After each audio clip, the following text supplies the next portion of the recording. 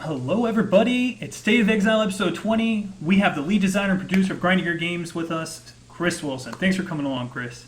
Not a problem. Very good to be here. Yeah, past few times you've been on, we haven't had the luxury of having you with a camera, and Yeah. as everyone could see, you shaved your head again, so that's pretty awesome. Behold. So, before we kick this off, I just want to say this podcast is all about the game Path of Exile, the company Grinding Your Games, providing an action RPG that is it's got a lot of great content, endless theory crafting, and it's free to play. If you guys have never tried this out, it's you can find it on Steam or pathofexile.com. It's a free to play action RPG. It's an awesome game. So, let's kick this off.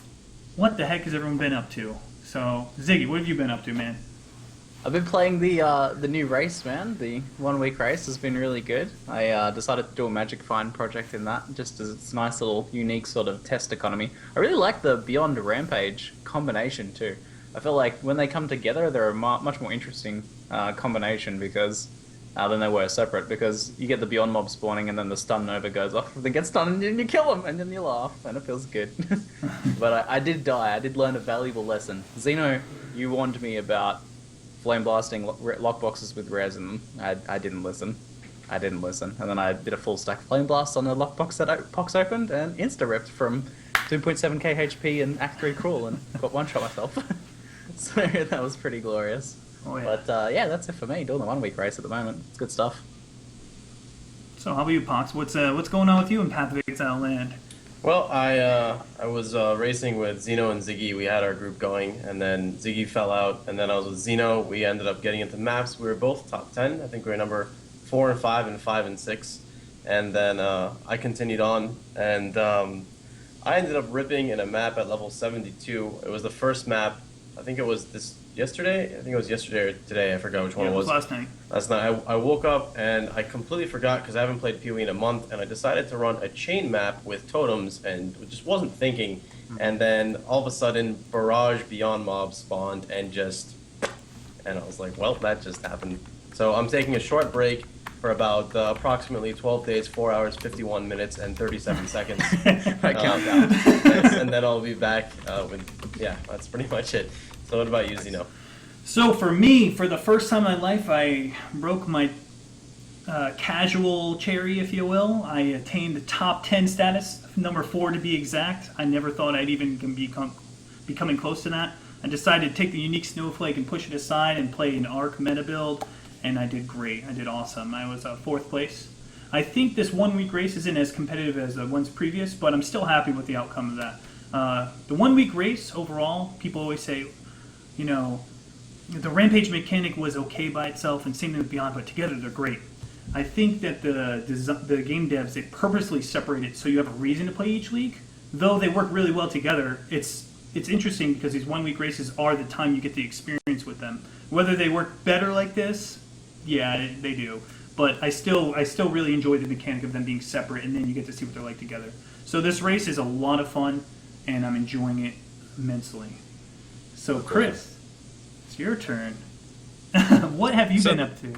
The last month's been quite a lot of 1.3.0 stuff, to be honest. We've been doing a bunch of PvP and testing out the new challenge leagues, and they're both a lot of fun. The Bloodlines one is very, very cool, and we're just starting to do the final touches on Torment's balance at the moment this week. So there's been a fair amount of running through the game and experiencing those in various states of brokenness as they get closer and closer to being ready. The thing with 1.3 I've noticed is the thought process. I can imagine you guys sitting around a table and you were like, "What was our most successful, best feedback we received from a hardcore league?" Well, it was Nemesis. Why don't we take the mechanic and just apply it to blue packs? Obviously it won't be the same thing, but it's like another mechanic we had great feedback on. And then Torment is kind of like that with Ambush. Like, is that what your guys' thought process was when you came out with these? So we have a whole bunch of ideas for ones for the future, and a lot of the development of a challenge league depends on what's going on at the same time. For example, we have a challenge league that's planned for the future, which we have moved from one expansion to another because it goes better with the ideas we have for that expansion than the expansion it could go in because it will be ready in time for. So with these ones here, we knew Nemesis was incredibly popular, and one day I'd really love to just do a straight Nemesis 2.0 with some cool name, like Arch Nemesis or something like that, where it just has incredibly awesome, modern technology rare mods. The problem is it's a bit too early to start repeating, challenge leagues. That's a kind of thing for the future. So the guys suggested doing Nemesis for blue packs, and I was honestly a bit skeptical at first. I had some other ideas I wanted to run with, but they demonstrated that it's actually really fun. And this is partly because blue packs have a lot more going on for them than a single rare monster does. You can do so many different mechanics based on, say, the pack being stronger while it's together or better if it's split up. The pack triggering stuff as you individually kill the monsters. One of the cool skills that they do is constructing an animated guardian. This one's really cool because as you kill each monster, the animated guardian gets an additional piece, and you can only fight it at the point that the entire pack is dead, and then it kind of represents the pack. Wow. There's some cool stuff. Like one of my favorite ones is Necrovigil, which is the monster drops a corpse. The corpse makes it so that other monsters nearby have a ton of damage and can't be killed while they're standing near the corpse. So you have to kind of spread out the pack as you get it. And this is partly because we have a lot of tech now for these kind of monster skills that we just didn't have in the past when we were doing Nemesis. And this is one that I'm pretty sure will make its way into the core game afterwards. It's that strong. As for Torment, this started with the how would we do treasure goblins in Path of Exile? Can we do something more interesting? Can we do something more interesting than just a bag of gold that you hit? And the idea that you can hit the spirit in order to get items, but you can also chase it into monsters so that it possesses them, makes them really dangerous, and you get more items, is very interesting. And initially that one... Sorry, go on. I wanted to ask about that. If you do put them in, like if you do force them to possess something, is it like more beneficial loot-wise? Like you get more loot? Yeah, I believe it is. Like the dream is to get it into an axe boss, basically. Like that's the end game here, is you're trying to get this into something large, because there's a lot of items then. And ideally, if you can't do that, you want a unique monster, otherwise a rare. And on its way, it'll basically imbue other monsters with a property and make them drop more. So initially, it's dangerous to run these spirits through white and blue monsters, but eventually, once you get the ability to deal with their mods, maybe you want to run it through a lot of white and blue monsters on its way to a rare. But the spirits time out after a certain period, so you're not always going to get items from them. You have to kind of engineer it so that you do, and sometimes it's better to just corner it and kill it immediately. I had a theory about this. It seems like it's kind of it's a design aimed at changing the way you can farm loot. So is this kind of like an idea testing the water for an alternative to stacking all the magic find and just farming bosses? Like another way to find loot? We haven't discussed this in the context of removing magic find. It is, and put it this way, it's a mechanic like strongboxes where you get additional challenge, but you're also getting a bunch of free items. And it's also pretty safe to add because we'll probably put it in the core game afterwards. Because it's something you can just balance by rarity to some extent, right? If the spirits only show up very infrequently, in their final, post-Torment form, then that's fine. It's just a nice surprise to run into occasionally. But in the Torment League, we can ramp it up to be pretty common. I mean, you're getting several per map in some cases. Oh, wow. Like when you're quite lucky, that is. Right. Awesome. And the same thing happens with Bloodlines, too, where you can add it right into the leagues because, Nemesis was so popular and people... they wanted it, or when you roll that Nemesis mod on a map, you get excited. Since same thing can come out with these blue packs. Yeah. Something it's I want to. Cool, good content. Oh yeah. Something I want to credit you guys on is that in Invasion, you see the mob, you got scared, you run away. In Nemesis, rare mobs are popular, but there's still some instances where you could skip them if they're just too, tanky. But a blue pack, you're not skipping those. So the challenge is totally worth it, and I want to get. It's a really, really good idea. I reckon I'll skip some blue packs. I don't know. Especially maybe in the first couple days of the league. It's a blue pack though. It's so much the quantity of the mobs, like the density of their drop rate goes up, and when you're like in your 90s, killing a blue pack of mobs in a level 78 map is more rewarding than running like an entire 66 map. So it's like the incentive is always there. Like if you think about it, just like today, for example. I think on Hellman's stream I was watching, Hellman was like poking at Vol to kill a blue pack for Tora because it gives, first off it was a completion for that and then for Zana, and because it's a blue pack, like you have to take the blue packs even if there's a threat. It's just so rewarding.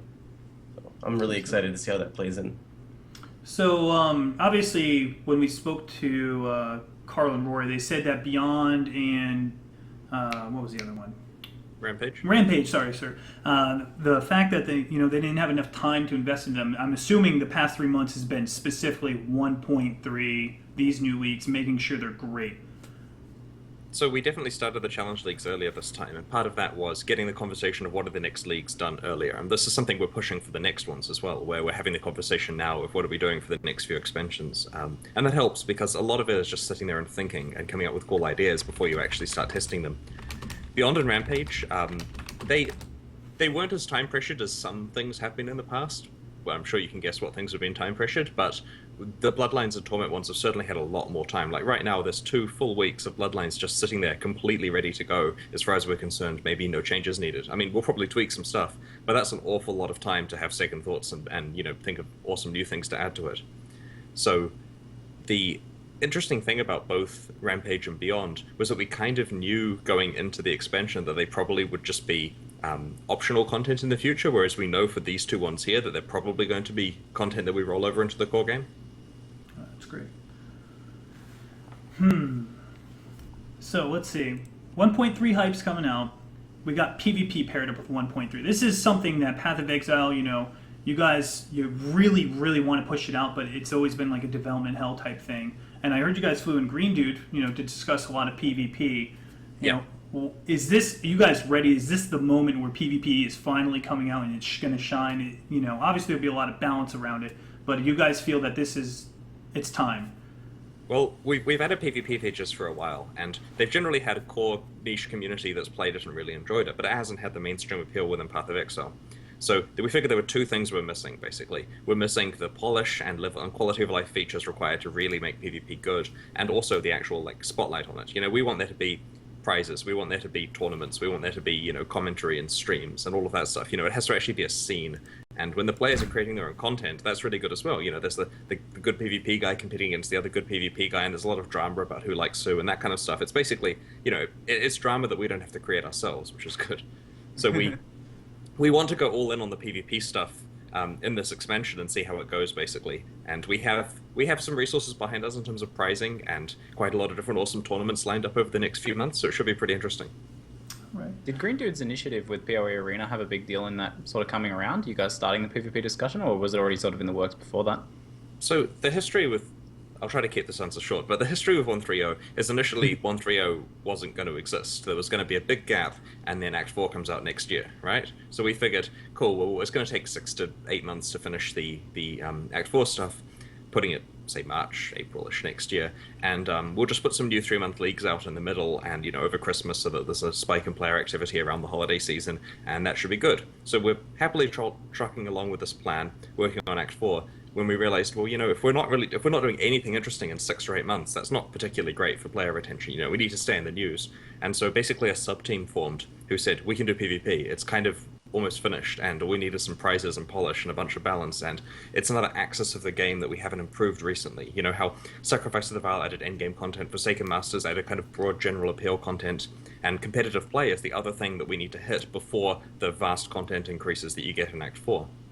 So the PvP sub-team was formed, and that kind of got put together with some marketing into a not quite expansion, but certainly large update, which is what 130 is. And that's why we haven't given it a title. It's not like Path of Exile Arenas or anything, because it's still part of Forsaken Masters. There's Leo the New Master, for example. So the 130 update kind of was created out of nowhere to fill a gap in, in what we're doing over the Christmas period.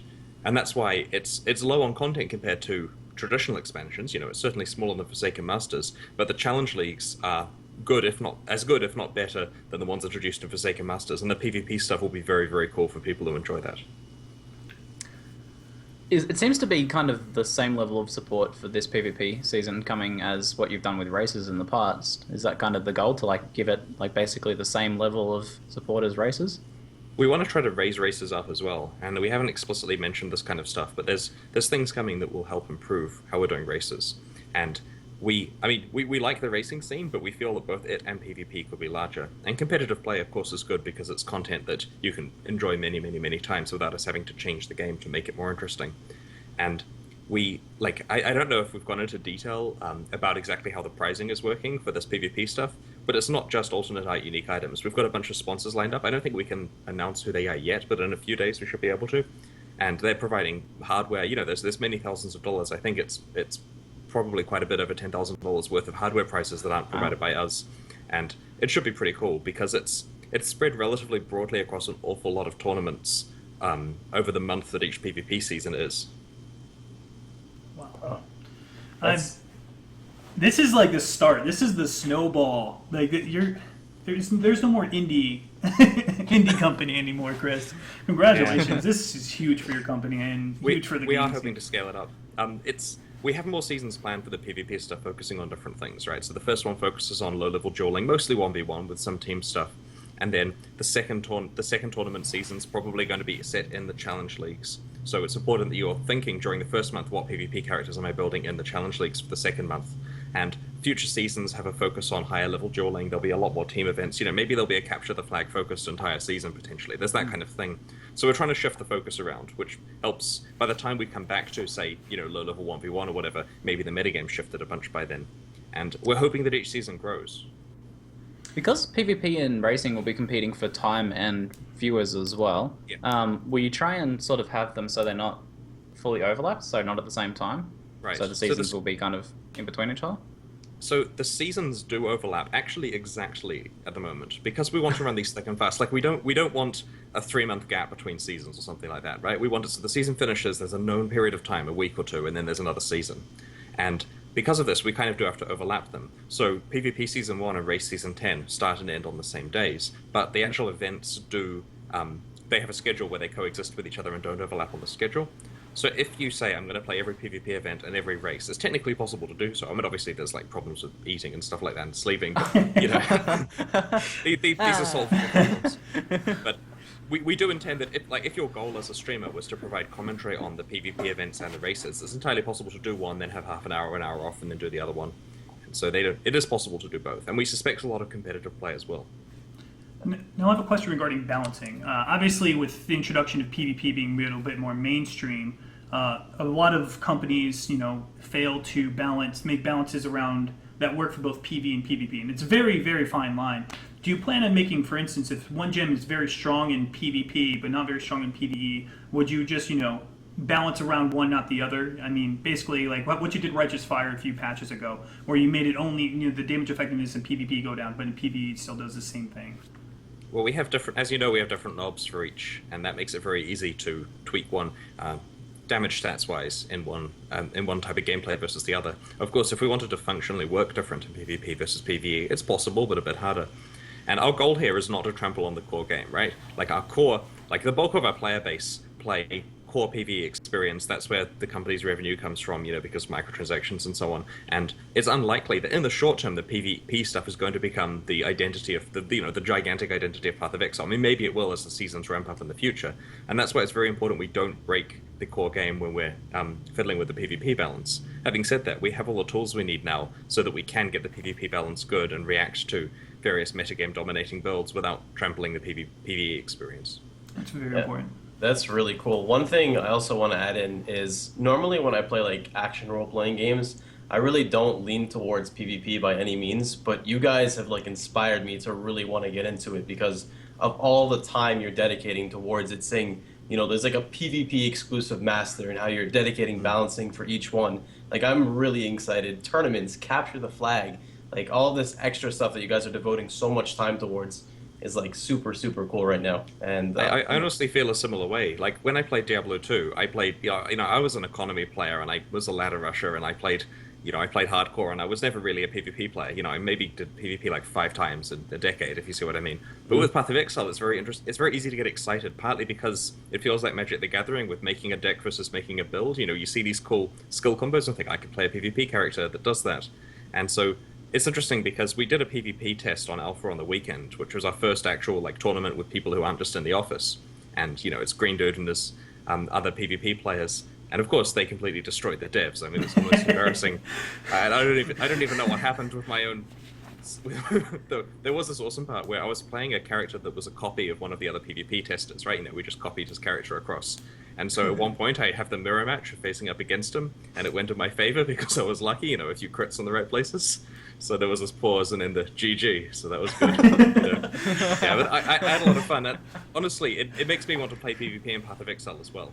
And it's partly the fact that we've added these level 28 PvP characters you can create without having to actually play through the game that make it very appealing to someone who's time constrained. you can't really abuse having these level 28 characters because you can't take them out of town or gain any advantage, and you have to have basically got there in the past in order to have them. But it certainly means you can try a ton of different PvP builds relatively easily. And while this may be an advantage that it lets people test builds, they can't use them against monsters, so they can't really see how they fare except against other players. Something this is just a little minor question. In D2, you got their ear when you killed them. Will there be any kind of like trophy in 1.30 if you kill someone, in a PvP type of scenario?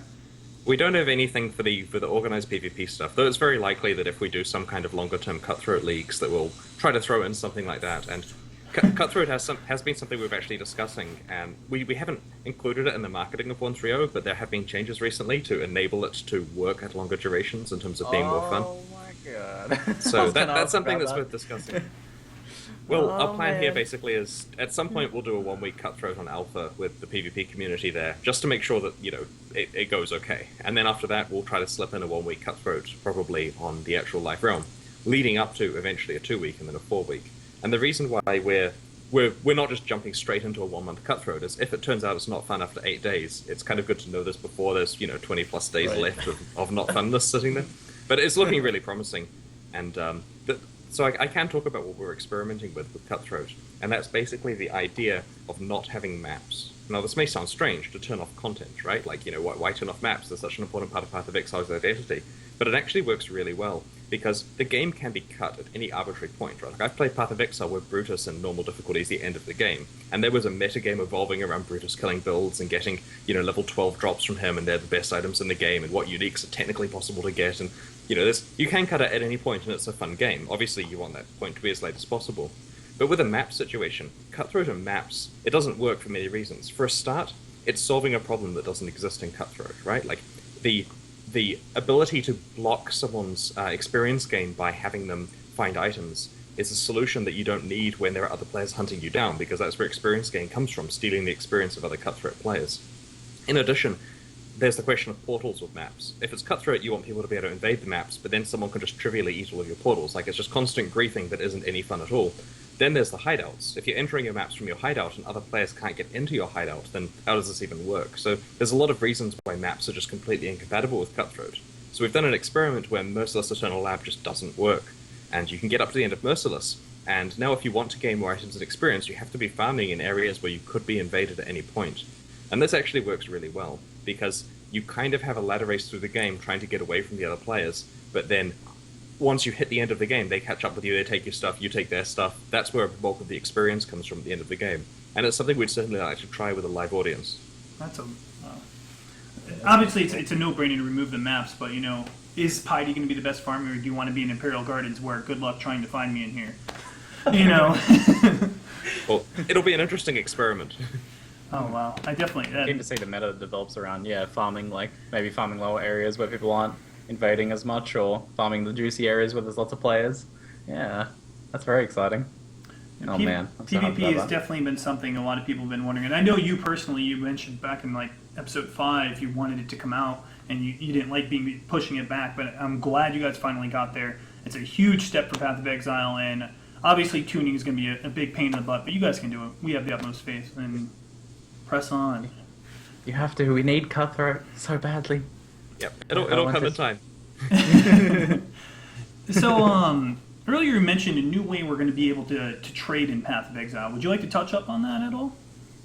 So the last thing that we discussed publicly was, with regard to trade, was that we're implementing asynchronous trade across instances. And this one is just basically stuck in the list of things we really want to finish that isn't quite there yet. And the good news is that the people involved in the trade stuff don't have as much work to do after 1.30 is finished, right? Like, because it's a core infrastructure / backend type of thing, and that's heavily involved with all the PvP matchmaking, there isn't a equivalent infrastructure / backend thing that Act 4 relies on. While there is some very cool stuff coming in the Act 4 expansion, there's more time available to the people who work on things like trade. So we don't exactly know when to promise those improvements, because we want to make sure that once we do promise them, they are coming at that date. But it's not that far away. And I have an interesting story about trade, which is this is a good opportunity to talk about it. So we had this idea for Forsaken Masters for trade. The problem is we backed out on the idea because we kind of knew it was the wrong thing to do. Like, they could have been done. In fact, we were very close to committing to it until we realized, no, this is probably wrong for the game. And that was the ability for you to have it so that when people come to your hideout, the masters will sell items to them based on what you've put in the master to sell. So, for example, if I have a Calms that I want to sell, I throw it on my master and set a price, for example, this is whatever. I'm not to embarrass myself by trying to remember how much Calms is, but let's say you want 12 exalts for it or whatever. This is like Chris thinks Calms is worth 12 exalts. Oh my god, riots in the I streets. think it's about like 6 to 8. I'm looking at Path of Exile in a 4-dimensional sense here, like ignoring any particular point in time.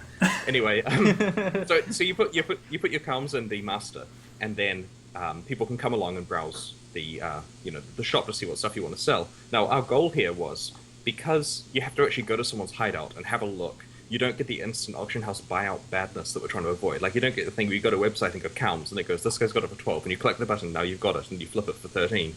That kind of stuff, which would be terrible for the game. But we've come to realize that were we to do this thing where you can have buyout prices within a hideout for a select few items, it would degenerate into that relatively quickly, right? There would be sites that index it, and we just couldn't find a way around it. And while we do want the ability for trade to be as seamless as possible, we don't want that seamlessness to involve buyout prices, because it really screws things up. And so we left the ability for us to do this if we want it, right? It was never fully implemented, but it's available as the type of thing we could look into in the future. But we're kind of really wary about doing it in that way. Like, maybe there's another way that your masters can have items for trade that aren't buyout prices, but we haven't got a good solution to that yet. So any kind of community suggestions are welcomed. And I'm sure we'll get feedback of half the people saying, no, you should do that feature anyway, I love it. And half the people saying, oh, thank God they didn't do it because that would be terrible. And it'll be interesting to see if anyone can come up with a solution that involves you giving your master items to sell without having the drawback that we don't like buyout costs. Chris, something to add? That streamer RNG. Like, I have a guild full of 250 people. My friends list is full. The QQ would be real. That's my 2 cents on it. Oh my goodness. Yeah. It's an interesting sort of thing you guys have had going with the trade, where it seems almost just like a feeling you guys have, where no, this is too close to an auction house, and this feels okay. Because you guys have talked about that when you talked about the asynchronous trading in the past, it was always. The person here's like an offer, and then the other person has to make a counter offer, and then you have to accept that. There has to be a 2-step process there. So is that not something you couldn't really do that with the masters? It kind of had to be a buyout with that sort of mechanic. Well, I mean, it could be the user interface required to make an offer, but at the end of the day, you may as well implement the full asynchronous trade system, if you see what I mean. Like, the advantage of the buyout mechanic was merely, hey, we can have this finished by the end of the week, kind of thing. Except we realize, a day in, this might be the wrong direction, and for the sake of changing trade, we don't want to change it backwards or in a way that hurts the game. I do think that would have been damaging for the game to put in the buyouts in masters. So I'm glad you guys kind of didn't rush it with everyone. We need new trade. Everyone constantly screaming it. I'm glad you guys kind of held off on it still. One thing I was going to add in really fast is another reason why I'm glad you didn't do it is to promote the fact that now people aren't like waiting around in popular players' houses looking through the items, sifting through, when is this going to get updated, when is this item going in, etc. Because you really want to promote, people to play the game. And at least with what they have now, they can, granted you're still going on a third-party website or something, but they're at least immediately, I want this stat with this stat, boom, buy it, and then that's it, back to playing the game. So I'm glad that you held off on the idea, at least for now, until we get something, something more appropriate maybe going. Right. Well, I mean, if you look at trade at 3 parts, so the first part is matchmaking with another player to find they have the item you want, right? Like, I want a Calms who has one, that kind of part 1. Part 2 is the negotiation of the price, and part 3 is the functional, actual trading the item from A to B, how easy that is. So we definitely want the trading from A to B to be as easy as possible, right? If you can do that from your smartphone or from any game instance, or basically, that there's no problem with that part being fast. If that part there is fast, it will encourage people to do trading, which is good, and it's less of an inconvenience. And then the matchmaking thing at the beginning is something we also don't really have a problem with. Like, we don't mind people finding out easily from each other who has the Calms to trade. It's just the middle step where you actually say, hey, I want your Calms, how much is it?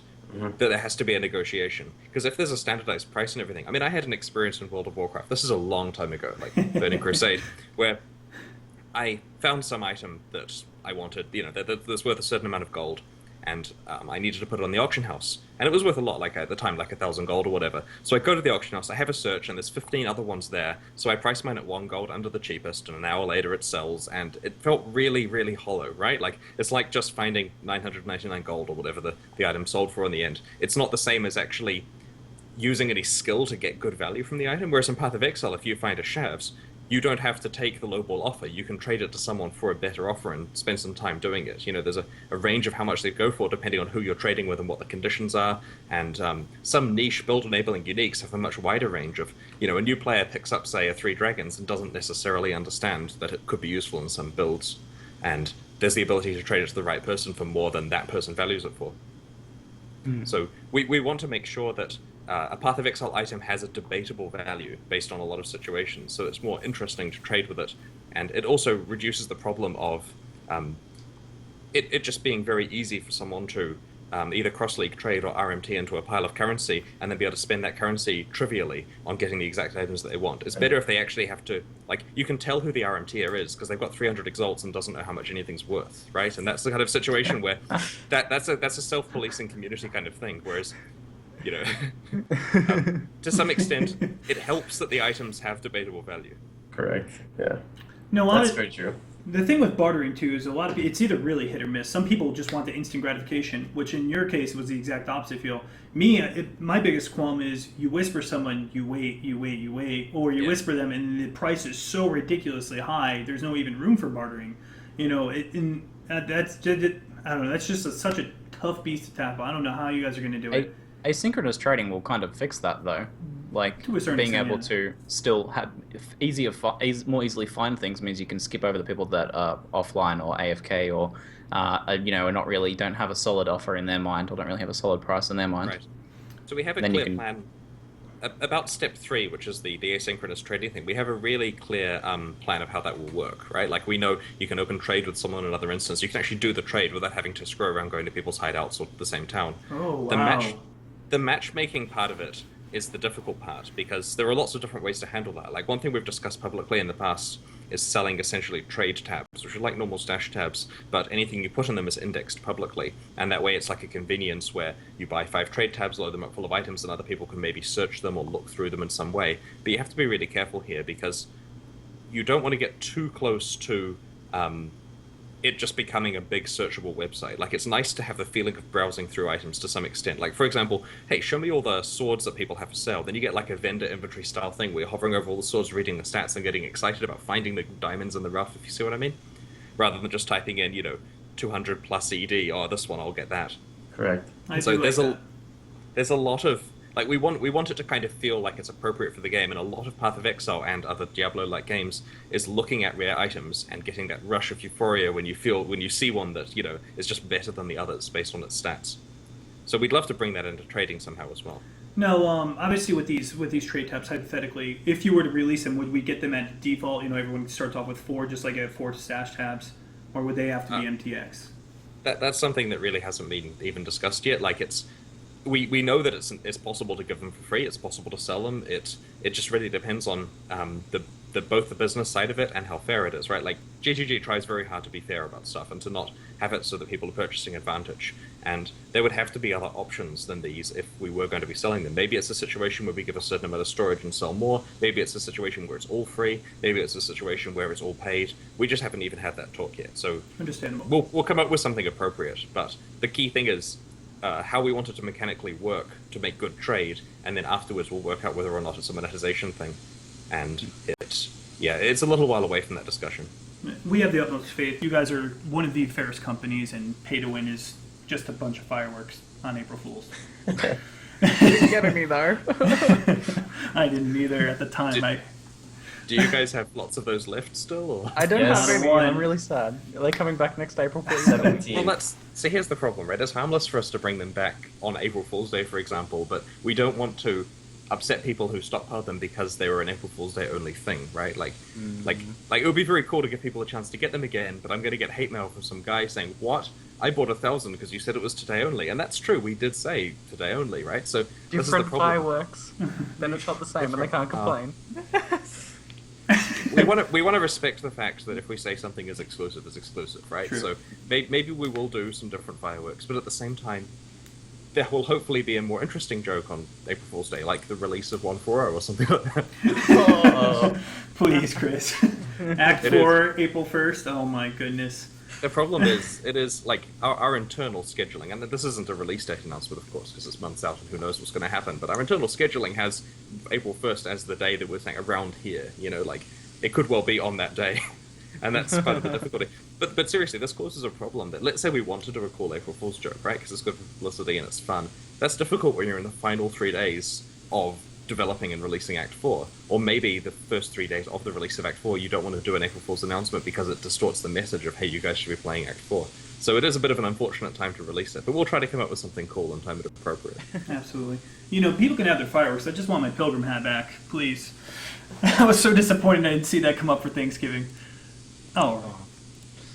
So with all this 1.3 game discussion, we got trade improvements. How do you guys feel the overall state of damage mitigation is? You know, block, evasion, dodge. We noticed that there are some reactionary type skills coming out, but we don't know anything about them.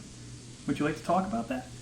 So, I'll talk about damage mitigation. Now, I am removed enough from day-to-day stat balance of the game that I am pleased to hear that there's debate about damage mitigation occurring, because in the past there was kind of the evasion is bad and the other two are good kind of thing going on when I was last involved in it.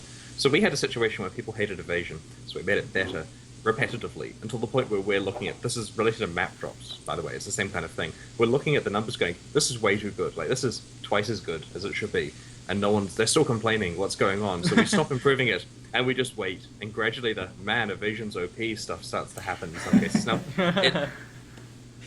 which is what people are seeing with map drops at the moment, where they have an awful lot of 78 maps, and that wasn't the case in the past, right?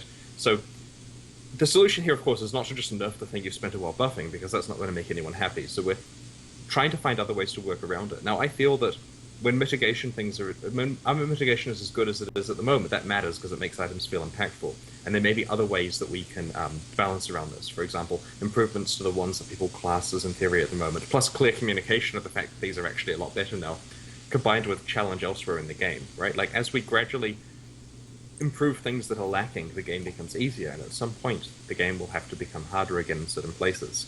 And so one school of thought is to just make the game unilaterally harder, and some of our devs want that. Another school of thought is to make, say, side areas harder, or content like at Zeri to be quite challenging, so the individual, like, challenges are hard, but the main path through the game is not too difficult. You know, that may be easier for new players if the challenges are communicated clearly. And there's quite a lot of debate about where to go for challenge, which is especially difficult right now because the population of people playing Path of Exile today is good players, because it's a quiet period between the next expansion coming out. The population of people playing PoE in a couple of weeks when 1.3.0's out, or even more so when 1.4.0's out next year, will be a lot of new players. And if we balance around what people want today, like, players who are actually playing the game becomes quite hard, and then the new players suddenly will die. So it's very important that we have challenge available for the tough players, for the good players, and also have a good experience for new people. Now, I've got way off topic from the armor mitigation discussion you were having, so let's switch it over to talking about the reactionary skills. So, Okay. Nice. to cut a long story short with the armor mitigation thing, it's good that there is discussion about this, and I trust the balance guys have it well on hand, because it's something they bring up a lot. It's just very interesting that this is the result of changes we make that we don't see the results of for quite a long time. You add it to the game as an improvement. Even subtle things like, say, evasion affecting how crits are scored on you and that kind of stuff. These were done to make evasion better, and now people really like evasion because of these changes, I hope. So, talking about the counterattack skills. So, I have never seen either of these three skills in-game myself, right? I've heard about them lots at the office, because the skills guys are really good at doing skill stuff, and I personally put all of my design time into itemization where possible rather than skills. Jonathan's the designer, the executive who supervises the skills design stuff, and Rory's the guy who works primarily on skill design. So Jonathan and Rory hash out how these work, and they're pretty pleased with the counterattack skills. Now, my understanding is that there are three ones here where one of them applies to... Now, I better make sure I get this correct. My memory is that one of them applies to dual wielding, one of them applies to single weapons, and one applies to shields. I could be wrong here, and it's probably better to get Rory to confirm this. But Shield dash confirmed. So they're essentially melee counterattacks. Now, you could think of them as specialized versions of a general counterattack support gem, right? At some point in the future, there'll probably be a counterattack support gem where you put it on, say, Heavy Strike or on whatever, and it will counterattack with it. Now, there's a lot of balance implications to sort out there, so that isn't going in right now. But we are trying it with three relatively controlled versions, depending on your weapon setup. And it should be quite interesting. it does to some extent feed into the reactive kind of thing that the trigger gems introduced. That's not necessarily a bad thing. It's kind of cool to set up your character in ways where it can react to situations occurring.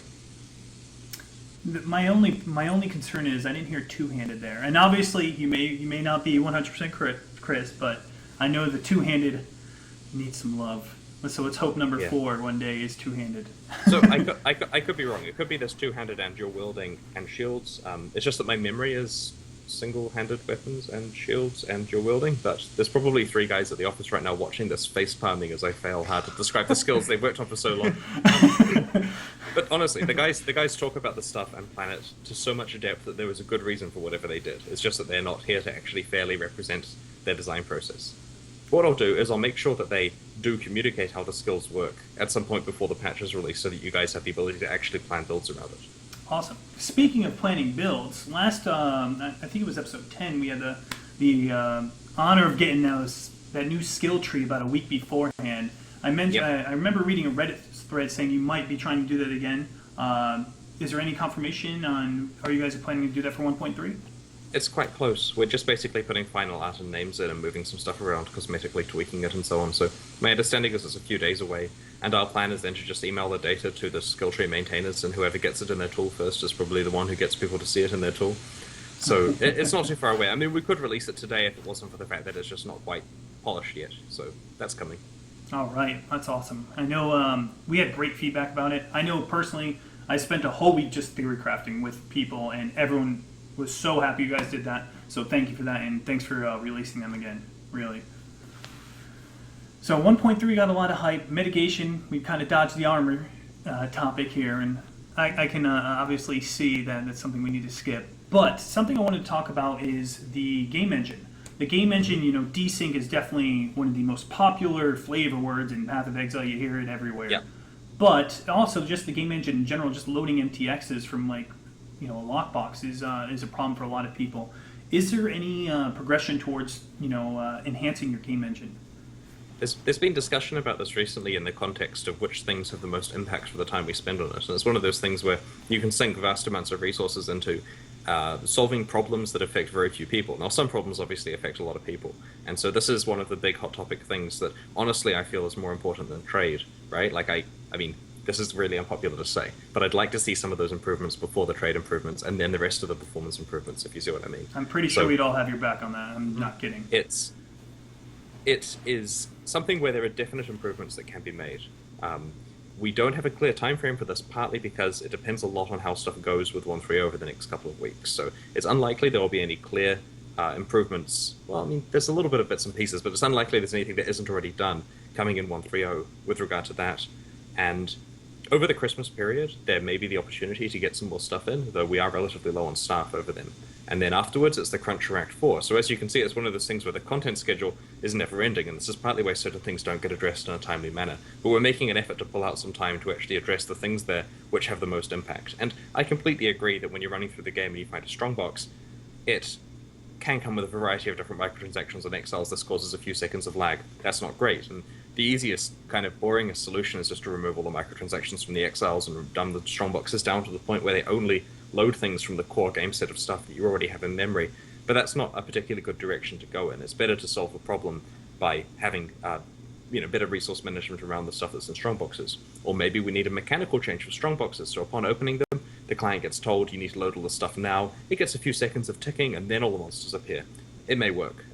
I'd rather try to solve it from a technical point of view rather than introduce arbitrary ticking for no reason there, but it's definitely something that we want to resolve. A suggestion I've actually seen from a couple people is have the option to turn off, like maybe make an Exile without the MTX. So that way if their computer can't handle it until the endgame engine gets enhanced, they can then load a preset thing where it's not, tentacle wings with all this other stuff. I understand it's a way to feature that, and a lot of people would turn it off. So it's kind of a damned if you do, damned if you don't type situation. But let's hope in the future if something does happen because we need it. Yeah, I definitely agree it's important. And there's a number of other performance issues there as well that we can address over time. There's this awful trade-off where as the game gets larger and you get more resources that you have to load into memory, so you have the choice of, okay, so let's say you preload everything when the game starts. Great, you get a long loading time. So people say to us, guys, you need to reduce your loading times. It takes way too long to start the game client. And it does, and we do need to reduce that. The problem is the easiest way of reducing it is by intelligently either not loading stuff or loading it later. The problem is if something isn't loaded at the point you need it, now the game lags while it loads it. So there's another option where you overhaul everything so that it can handle stuff not being loaded, it just doesn't draw it until it is loaded. So in the experiments we've done with this, with the shader system, if you can't draw it, that's great, but you're now fighting an invisible monster for an unknown length of time. Hopefully very short, but some people have slow computers. So Awesome fix. it's this deadly triangle between if you want to be fighting stuff that you can see, and you're wanting the game to load quickly, and you're wanting it to never stutter, everyone needs to buy SSDs, right? Like it's... Pick two. Yeah. I mean, yeah, getting a decent hard drive is the closest you can get to pay to win in Path of Exile in terms of actually just not being at a disadvantage due to the fact that there's long loading times. So we do have plans that can improve this. It's just quite a large technical overhaul to change the resource management so that it's done in a way that doesn't dramatically increase the load time and have you fighting invisible monsters and so on. Please do stick away from invisible exiles. Invisible flame blasts are enough. Oh, Yeah, let's keep it slow and steady. If we have invisible gold sparks all over the place, there's gonna be some problems. We'll just do an expansion focused around invisibility, and then there's a good reason for it. Right? It's like it's a league mod that we're putting in all the leagues straight away. Oh man. Oh my goodness. Yay. I had a question. You guys are very much focused on like iterative improvements now, like small optimizations over time. That's been pretty much the strategy from day one. You see with MMOs that have been out for like 5 years or something, they usually at some point have like a big game engine rebuild or overhaul. Have you guys ever talked about like if that's something you guys will need to do in the future, or at what point you'll need to, like what are the limitations of iterative fixes, I guess, for you guys? It's modular enough that iterative fixes work pretty well. The problem, of course, with doing a gigantic overhaul of something is then you get nothing to show for it until it's finished, right? Like, let's say we decide, dude, we're not going to optimize anything, we're just going to re-overhaul the engine and drop a new game in place, right? There's no guarantee that that game is necessarily going to be good, if you see what I mean, right? Like, you overhaul the Path of Exile engine, and what if people don't like it? What if it's got new problems? It's better to iteratively improve the current one, we feel, because that way we can make sure that each step is a positive one and delivered relatively quickly, right? No one wants the game to go silent for 2 years and then we go, surprise, there's a new engine, everything's all pretty and fast, because there might be no players around at 2 years of no updates, if you see what I mean. That is a great attitude to have right there, yeah. We do like... Sorry, go on. I was going to say, the interesting problem that happens is you guys have done quite a lot of iterative fixes and improvements for things like desync and various frame rate issues and stuff like that, but people don't recognize it, I find. Like, I have to say, my PoE experience now compared to 2 years ago is like miles better. Like the addition of resync on stun, Australian servers, and various other fixes have made the game like much more pleasing to play. But if you're not playing the game constantly and feeling that sort of change, or it can be difficult to even notice something if it happens gradually over time, it's almost like a rebuild is like a big marketing thing. It's like showing, hey, we made all these fixes at once.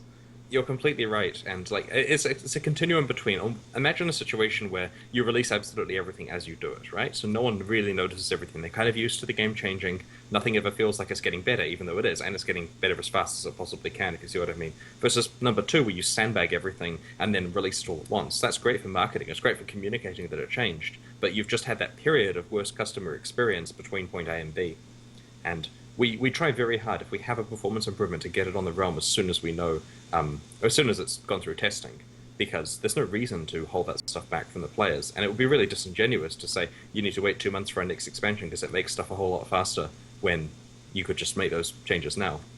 And this is partly something we did, I forget which series of patches it was, but we made a lot of improvements around a year ago in a row to... I think it affected the file size on disk, which in turn affects the loading speed. We made the assets like 60% smaller, and that had a major improvement. We actually have an improvement like that coming for sound relatively soon, where we found a way to about cut nice. Now this is important because when you load Exiles and stuff from Strongbox, there's a pile of sounds and stuff coming with them as well. And of course, at least like 5 to 8 seconds of the game's startup time is getting sounds off the disk. So there's improvements like that, which are coming, and those things are bottlenecked by... So this is getting into a bit of a technical rant, but imagine you have a technique for making the art assets half the size that they currently are. That's great. So you could issue a patch where everyone re-downloads all the art and it's half the size. this is cool, but now you've just patched everyone for 2 gigabytes. And in some people's cases, that costs them money. Maybe they're connecting via cell phones. Maybe they're in, other countries. I mean, a lot of our users are based in Southeast Asia and Taiwan at the moment. So having a couple of gig of patches is potentially a problem. So you can take the philosophy of just as you update art assets, update them with a smaller one, and that way, gradually you're not patching in any additional size for people because the asset was being updated already. And so we do have a little bit of that with the sound situation, where at some point we may choose to make, for example, the 130 or 140 patch a bunch larger in order to update all the sound in the game, which will save a few seconds off startup times and make the strongbox lag a few milliseconds faster. But hopefully by that point we already have a good fix for the strongbox lag problem. No, you guys, I mean, just looking at the Valve fight over the past 2 years, it's changed a lot. And, your idea with putting things in one a bigger patch, that's actually really, really nice of you guys, because I never even thought about that Southeast Asia, when I have such glorious internet here, where without the caps that they have to deal with. Something I did want to bring up though is guilds. We've seen guilds now for about a year and change. And we really haven't seen too much with them. I was wondering if you had any plans for guilds in the future. So I think that whenever a feature comes up, Jonathan in the background says, we could do an awesome guild thing for this if we just had a little bit more time for this expansion. And an example is, it's not too hard to track guild PvP stuff, and that's something that Jonathan's extremely keen to get in because it's not that hard. And we certainly will slot that in on the last day if there is time before the PvP release. Otherwise, it will probably make its way into one of the subsequent seasons. And it will be awesome to say, which guild has the best PvP ranking, just as an overall, aggregation of its members. The other thing is guild challenges, for example. We have tech in there so that we can do challenge leagues where the guild has a bunch of difficult challenges that has to complete together. We have, candidates drawn up, a much more complicated set of unique items that you have to get, or your guild has to, pitch multiple quite high-level characters that your guild would cooperate in creating. And this is the kind of thing where we're just waiting for a few more good challenges to finish it, a bit more time, and then it's an awesome thing to throw into one of the subsequent challenge leagues. I mean, maybe that's a good thing for the 1.4 release. So there are a lot of guild-related things that are almost ready to go, and maybe it's worth batching them up together so that we can kind of have a sub-theme of one of the expansions being big improvements to guilds. That's good to hear. Oh, yeah. And one last question I got here was a quality of life thing that's been asked since the beginning of time. Are we ever going to see a reclaim all MTX option? That's all I want to know. It's honestly remarkably difficult to do that, otherwise we would. I mean, Really? There's various technical reasons behind that one. It comes up every few months in the office.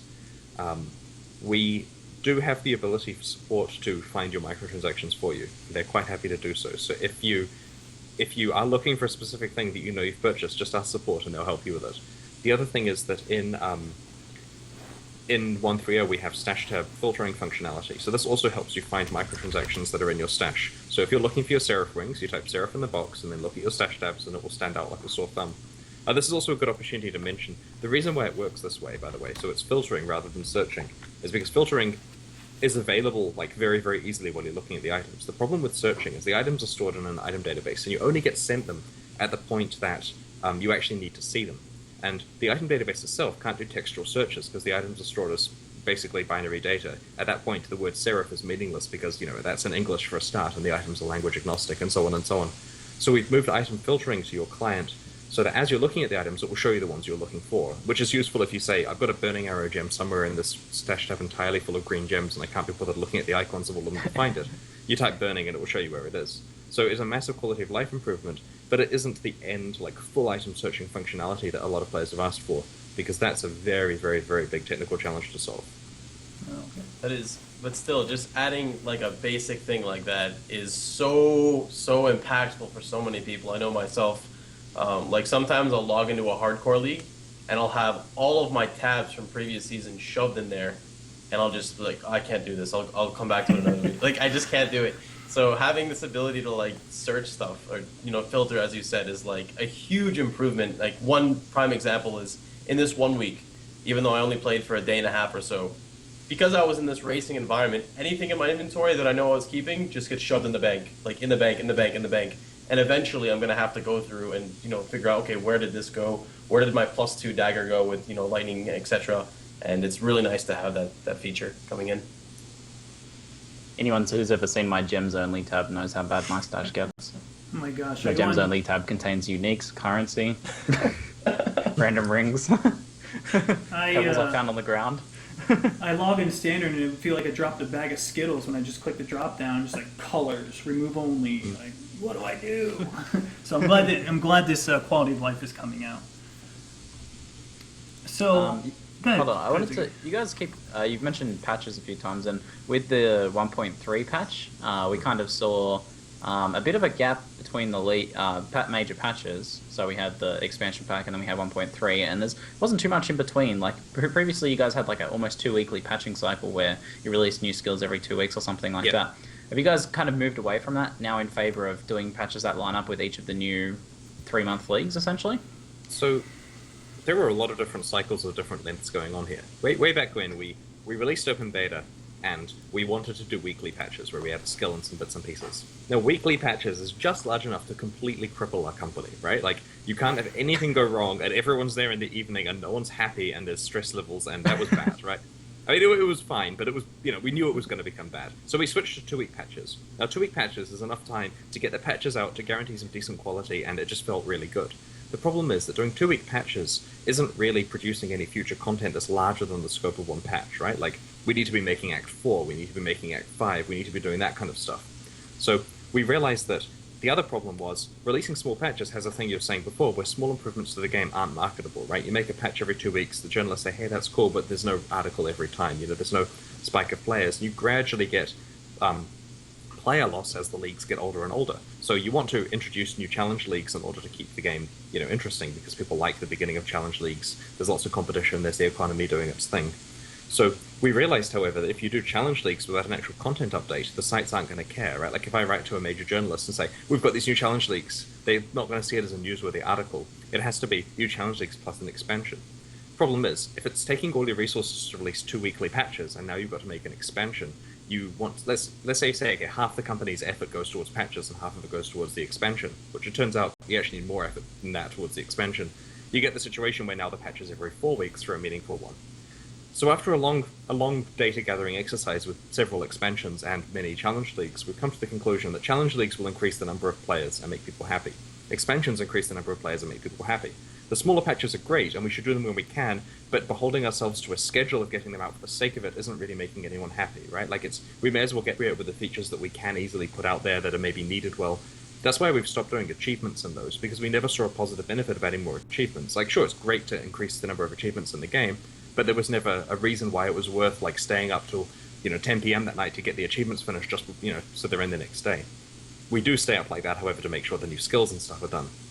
So the primary focus of the company since Forsaken Masters release, or even before that, was getting Act 4 to be awesome. As a secondary goal, 130 is awesome. As a tertiary goal, any other patches that we come up with, like 124, for example.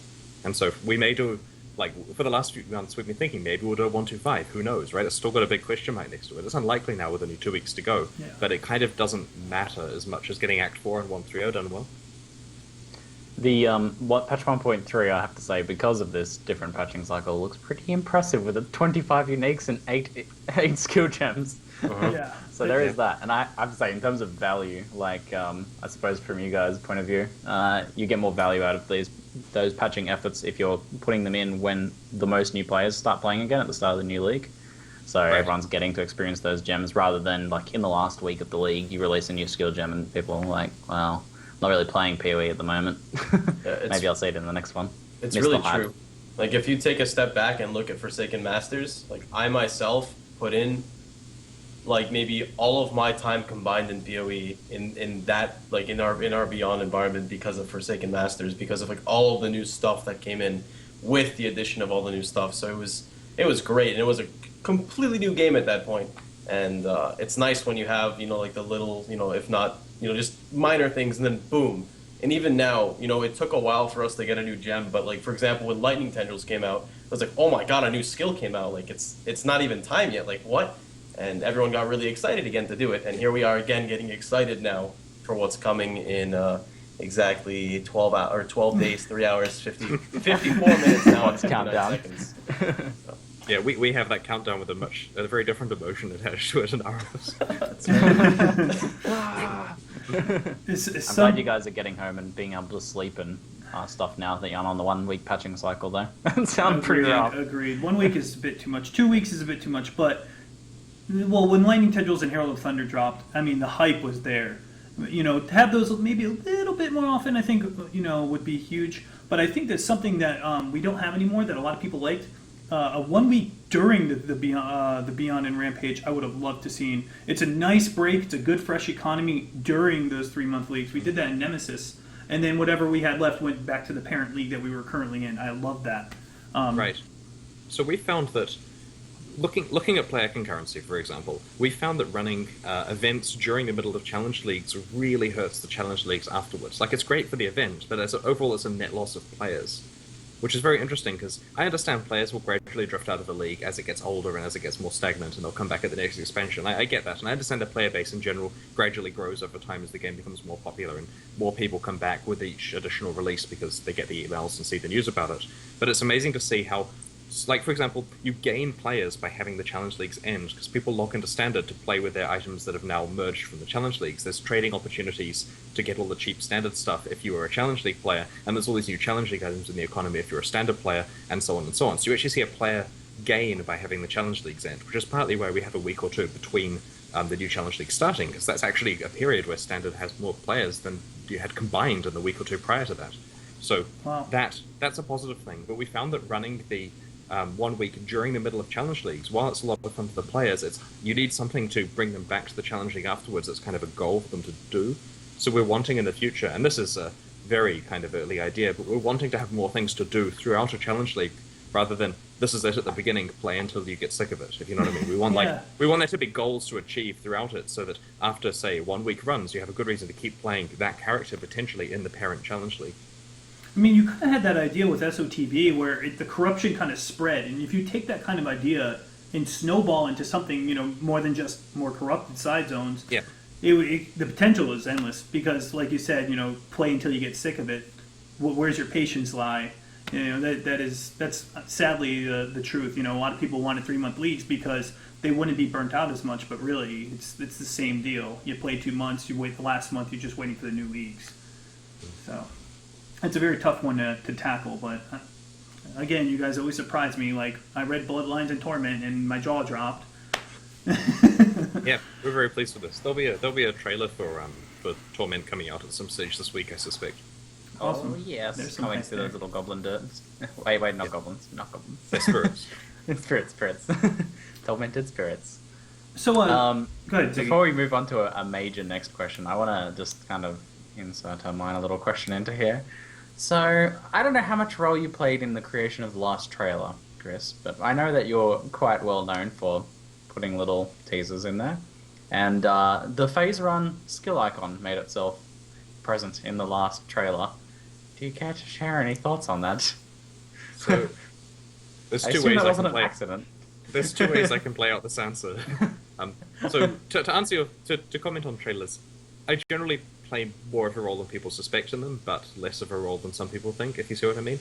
So I like being involved in them, but I don't directly make them myself, right? Like when we made the Forsaken Masters trailer, I'm the last person left in the office that evening, making sure that it's got, you know, this uploaded on time and that the quality is high enough and stuff, working with the person who's making the trailer. But Eric is the person who primarily actually makes the trailers, working with Ivan and Damien and other team members. I just, you know, handle the production and so on. So I'd get a producer credit, if you see what I mean, rather than a director credit or an actor credit. So I do know what's going on with the trailers. Having said that, no one in our office has any idea why there is a phase run icon in that trailer. I thought I actually thought any time, this is probably the one time GGG's made a mistake, and this is an accident. So I thought this has caused I can't imagine it.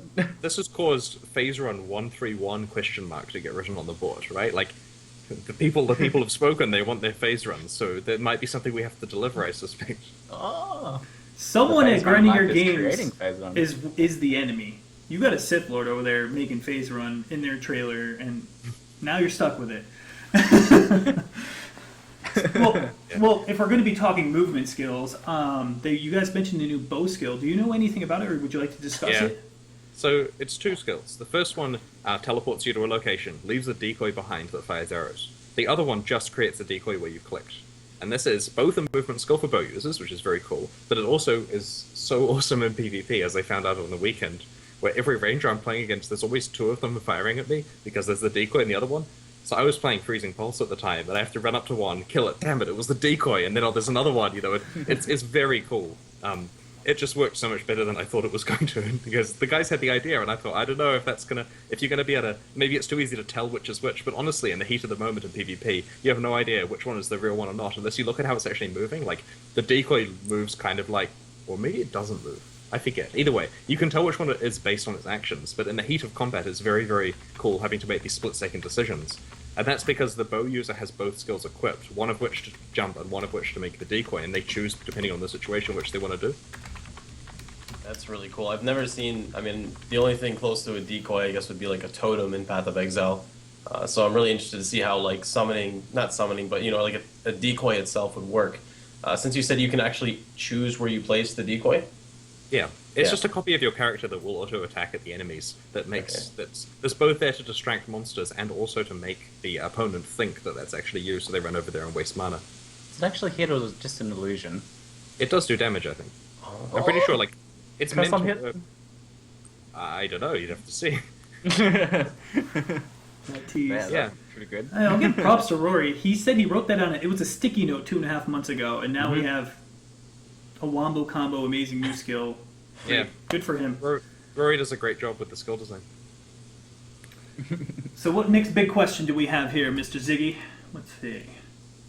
I think I'd like to talk about someone on Reddit asked a pretty good question actually. Was like if there's any plans to add any more teaching tools in the game or learning tools in the game in terms of conveying mechanics a little bit better to new players to help with player retention. There's definitely a lot of players still today, even though there's been some improvements made in that regard, that get into the game and instantly get overwhelmed and can't really make it very far because of that feeling. So in Forsaken Masters, we added a tutorial, right? And this was because we're about to launch in Taiwan, and our Taiwanese publisher said, hey guys, we'd love a tutorial, and we looked into it and thought, you know what, we'd love a tutorial as well, but let's do it in a way that doesn't cause any of our existing players to get upset that we've added this in-the-face tutorial. So we added a tutorial that's both subtle and not really shown to existing players. Like, once you've done something, it never shows it again for you. And in addition, it's designed so you only get shown how to do something if you've demonstrated you don't know. For example, at the beginning, if you click to move in the wrong direction away from the weapon you've got to pick up, it'll tell you to pick it up. If you kill the zombie and you don't pick up your skill gem and you move away, it'll tell you need to pick up the skill gem. But if you know what you're doing, it doesn't tell you to do it, if you see what I mean. Like, it tells you to use flasks if you haven't used flasks, but once you have used them, obviously you know. So we try to make the tutorial subtle, so it's not just join the game and there's 5 windows open that you have to close with telling you how to play. So since we've released that, I've heard no mention of the tutorial whatsoever. So it either worked perfectly and all the new players are happy, or no one noticed it. And this is something we're going to have to look into, because as you say, the new player learning process is difficult. And to some extent, Path of Exile is a complicated enough game that you can only get so far with on-screen tutorials. At the end of the day, people have to rely on YouTube videos, talking with friends who play the game, and other, like, more, I guess, contemporary learning tools that Minecraft has pioneered, given the fact the game was impossible to play until you watch a YouTube video showing you how to not die at night, if you see what I mean. Yes. So I think it's fascinating that there are popular games out there that rely entirely on esoteric knowledge in order to become successful. It's almost like it's cool to play because you know how to play it, if you see what I mean, in Minecraft's case. So we do have some plans for making certain aspects of it easier to understand, but we've already reaped quite large benefits from redesigns we've done in the past. For example, the passive skill tree, back in its older incarnations, had some serious problems with player retention. Jumping from 5 start nodes down to 2 was really big in terms of the number of people that were just bailing out as soon as they saw the passive tree. Like, you can track, person presses P, there's a pause, and then you lose that player. That doesn't happen anymore, because there's none of this. Just Alt F4. Yeah, another game. Yeah, so nowadays people suddenly react in chat, whoa, look at this tree and all that kind of stuff, but we don't, we believe that that's mostly solved the I have no idea what to do, there's 5 choices available and what do they mean kind of situation that we had in the past. Plus, the introduction of notables to go with keystones helped a lot, because previously, when all the nodes are small, with the exception of keystones on the outer edges or whatever, you kind of don't know where you're going, whereas now you see these big notables, you hover over them, see gigantic bonuses and a name and a cool icon, and go, I'm going to that, and there's only 5 levels away. So you're kind of setting yourself mini goals throughout the tree. You kind of plan a macro tree of what notables and keystones am I getting, and then your micro goals are how do I get to each one in an efficient way. Yeah, exactly. You know, speaking of that Zealot's Oath, I don't know if you noticed, but Zealot's Oath, Chris, it got moved to Purity of Flesh over there. The amount of praise the community has been going on and on about, like, Zealot's Oath was in no man's land, and now it's like in the most efficient way possible. I need to just hug Rory, so maybe for 25 we can see him and give him a big hug. Hybrid build coming up. Well done, well done. So, let's see, what do we got next? We got Blood Magic, which we can hold on that. Okay, Crit. State of Crit, it's been called of late, and I'm sure you don't like these little flavors, these little state of, or path of crit, path of this.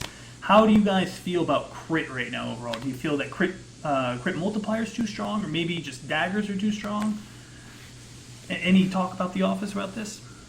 There is a lot of discussion about crit, and this is the kind of discussion where I generally leave the guys to go and talk about crit and come up with what they want to change, and I haven't heard what their desired changes are yet, so I'm kind of in the dark with regard to the specifics of crit. And as I'm sure you can predict, in general I like the fact that the metagame changes a bit over time. Now, yeah, crit's been dominant for quite some time, so it's one that could change potentially, but I do like there being certain things that are good at different phases of Path of Exile's life, right? It means that the variety of builds used is different. It means that the items, particularly uniques and stuff that have value varies over time, and astute traders can take advantage of this. So, to me, it's not a crazy problem that crit is powerful. The balance guys want to even it out a little bit. The thing is, we're very careful to not just go in there with a nerf hammer and say crit's going down. That's not the right way to do it, I feel. And maybe there will be some adjustments to it, but we don't see it as a problem that needs a knee-jerk reaction. It's the kind of thing that we can solve in more metagamey ways. I have actually talked to Rory quite a lot about this, and it seems like from his perspective, what's happening at the moment is a focus on adding extra benefits and extra encouragement towards non-crit builds. So because we've been talking about unique design a lot, obviously, because we're designing a community unique, we talked about a lot of different options for non-crit builds and for benefiting that sort of thing. So it seems like that's kind of the angle you guys might be taking at the moment, which I think is a good angle as well, rather than just nerfing crit. Yeah, the only issue I see crit having is whenever players ask, like, is this skill good or is this skill viable, you can pretty much say the skill is viable if you go crit. Like, back in the day, no one played Ice Nova, and now if you look, everyone's like, wow, crit Ice Nova. And everyone's like, crit Ice Nova works? And like, yeah, go on ETUB stream, he died to reflect with crit Ice Nova. And like, when you hear people dying from a spell, it means it typically does damage. So that's typically what people do, is they just attach... It's not nice over before. They attach crit to it, and it's like, wow, this spec is so cool. But but in the term, you want to have that feeling, though, like you said, when you invest into something, you're building all around crit. You look at your necklace, your skill tree, your weapons, etc., and then you're just dealing loads of damage. It does feel good. And there's something you say about crit too, like Incinerate, you get rewarded because it can't crit. You have to make it work without crit. And obviously it's a very, very powerful skill. I would like to see more skills like that in the future where you actually get rewarded for not going crit. Something like projectile speed is like one of the best stats for it, or block. Things like that, a spell based around something other than crit. So what percentage of, say, builds that good players are running are crit builds right now? So, like, if you were to take 100 players like yourself, how many are running a crit build? 90. 90 plus. Yeah, more. Or they're playing Probably Incinerate or Totems. Yeah, it's 90. It's pretty much So crit or the thing is, Incinerate. if 90% of builds are running crit, and as you've said, it's an awful lot of fun to build around crit, we have a real big, like, you have to be really careful here with adjusting it, right? Because let's say, we rock up with a patch that makes crit not as good. That's going to make 90% of our player base who are having fun now not having fun. In fact, probably feeling much worse than they should feel about it, if you see what I mean. Because we're just invalidated. So this is the kind of thing where it's one of those decisions that you can make that actually has massive ramifications for the future of the company if you solve it in the wrong way, right? Like, this is a bad time to, to accidentally upset a lot of people, because we want people to be happy for the 1.3.0 release that's coming in a couple of weeks that has a lot of cool things, and knee-jerk reacting to crit right now could be damaging. So the solution, of course, is to make other options good. But as we know with other things we've discussed in this podcast, you can make things good, and it takes a little while for the community to catch on. Like, we often have our short list of things that are quite good that the community haven't realized yet, because we know how we change the numbers, and it takes a while for people to observe the changes in practice. And as you're saying, sometimes it's the case that a streamer will use something and it's really good, and everyone cottons onto the fact that that was good. I think it was Flame Blast that we accidentally buffed by double or something, to the point where it was completely off the charts. And this just sat there for quite some time before anyone really realized, and then it became dominant. Yeah, I think that's also how, I could be incorrect, but I think that's how Summon Raging Spirit was. Like, no one did anything with it. It's like, why would I ever use this skill? And then all of a sudden, a guide came out of nowhere, and it was like, oh my god, this skill is insane. I do, my damage turned into exponential value and this and that, and, like crazy things. Yeah. Right. So we found that the best way to solve these kind of problems is by introducing powerful alternatives. The problem is the powerful alternatives have some lag associated with them. So it could be that the design guys have solutions to crit that are out there that you haven't discovered yet, which means stop critting and look at other things.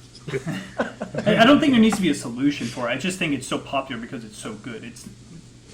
I don't know. It's like you said, people are complaining about something being too good when everybody's doing it. It's working just fine when you don't really need a solution for it. I don't know. So anyways, let's go into the next topic here at hand. Let's see. Game optimization. How overall you guys changed up the way how the challenge system works with going from 5 to 8, 8 to 8.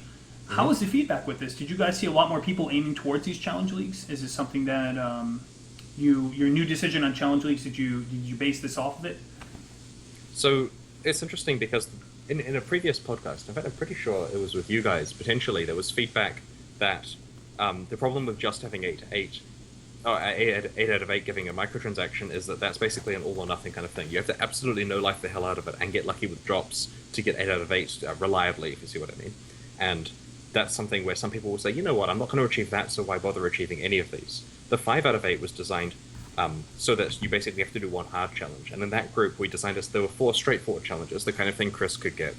And then there were 4 harder challenges, the kind of thing that Chris couldn't get, was the ballpark that I like to describe it as.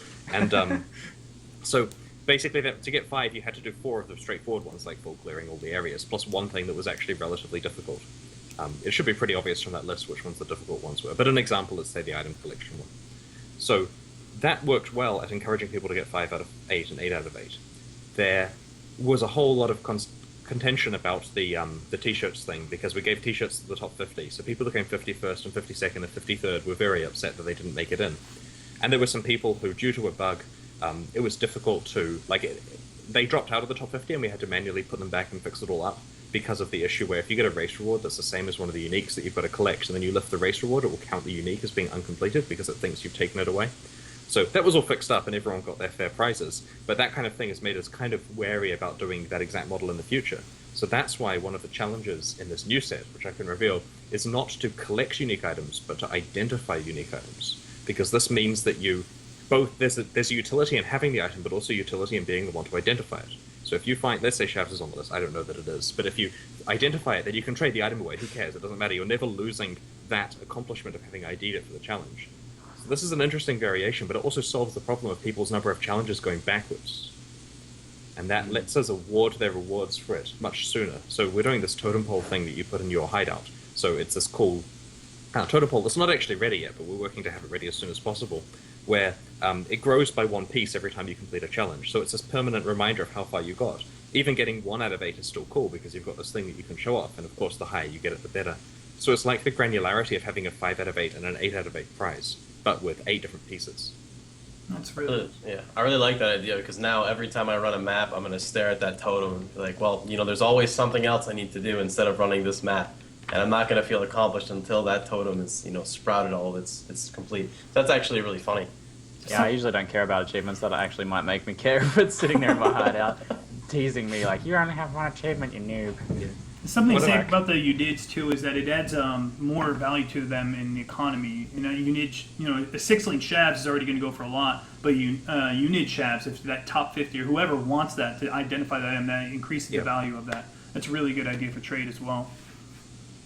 Right. The other piece of tech that we have with this, which I think we're currently using in one challenge, is the idea that you can complete n out of a set of m things. So, for example, this one is get 3 classes to some level out of a set of 7 classes. So you don't have to do all 7, if you see what I mean. Yes. And this is used in one of the challenges, but we could use it, for example, as get 50 of these uniques, and then there's a list of 60 uniques where like 15 of them are very hard. You only have to get 5 of the very hard ones.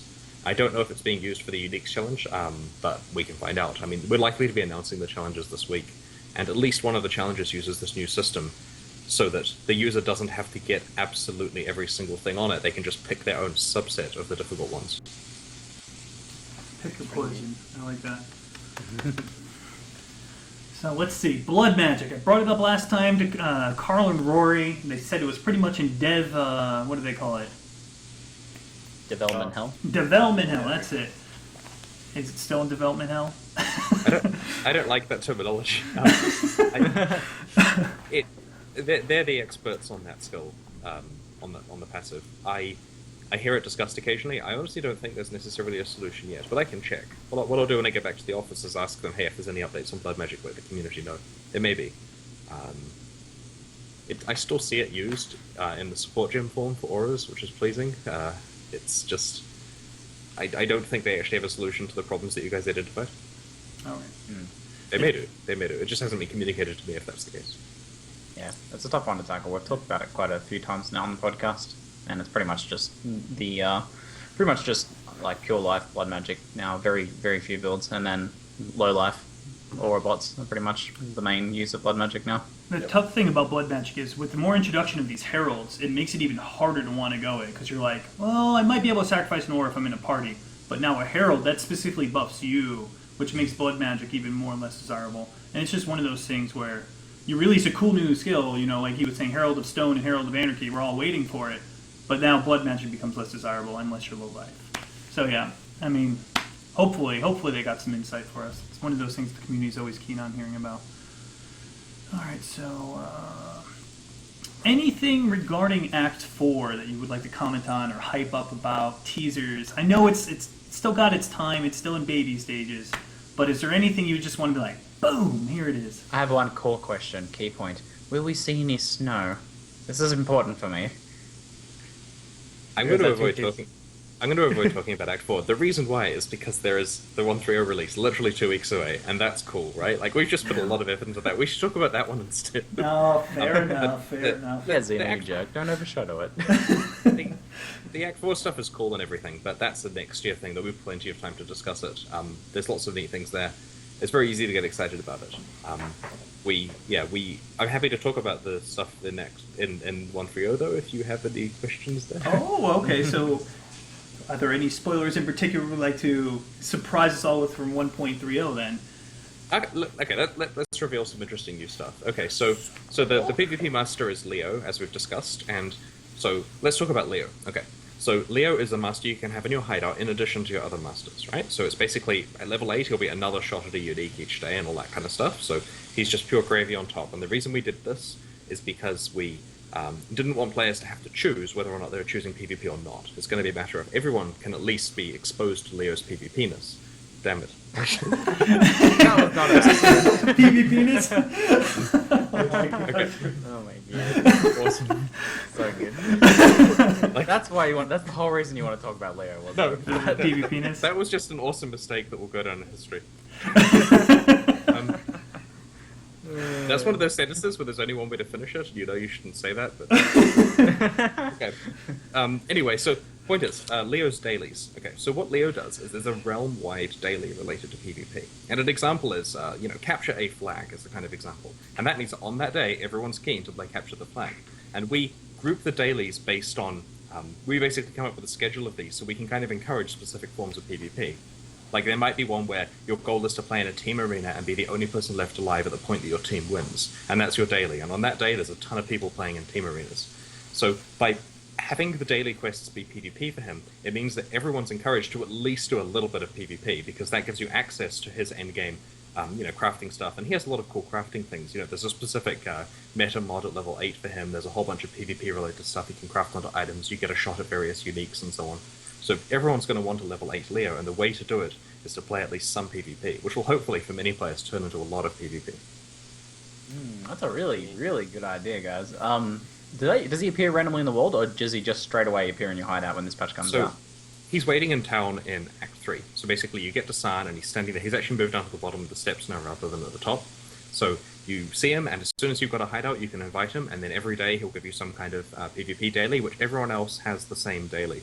And that will help a lot for finding people to actually play that type of PvP with if it's awesome. a particularly niche mode. Like, for example, it may be hard to get a Capture the Flag match on a given day currently. After the PvP expansion, I'd like to think there's enough people with PvP characters rocking around that Capture the Flag is a lot easier to get into, especially, because there are a lot of people who come back for the new Challenge Leagues and so on. Once there's a PvP daily related to Capture the Flag, there'll be 7,000 or 8,000 people playing Capture the Flag, I'd expect, so there'll be a decent number to play with. And he, like the other masters, they level up a little bit faster than they did before, so getting to 8 is definitely an achievable thing, and then you get the full advantage of the crafting options he has, which by that point you're fully addicted to PvP, so it actually helps to be able to make good level 28 stuff. Now, will the gear he sells be specific to PvP, like the block penetration gem, or do we still have to craft that? Things like that. My understanding is that as much as possible we've given him a bias towards PvP stuff. I don't actually know what form that has for a few things. Like, I'm pretty sure that he offers general uniques, but it might be restricted to just the uniques that are especially valuable in PvP, ones that have specific metagame impact, during fragments and so on. So I'm pretty sure that's undecided as yet, but we'll be sorting out this week. His meta mod is related to PvP crafting. It's probably premature to mention it because I think Carl's looking forward to that announcement, but we'll mention that this week. And he's a good source for general twinking items as well, right? If 8, then it's probably really good for leveling at level 28, so you're probably going to want that. Will he have a workbench with his own associated stats, or is that something Carl again? I'm pretty sure that that's fair to announce that he does have his own PvP workbench, and there's a lot of cool things on it. Sounds like I get to put life on everything.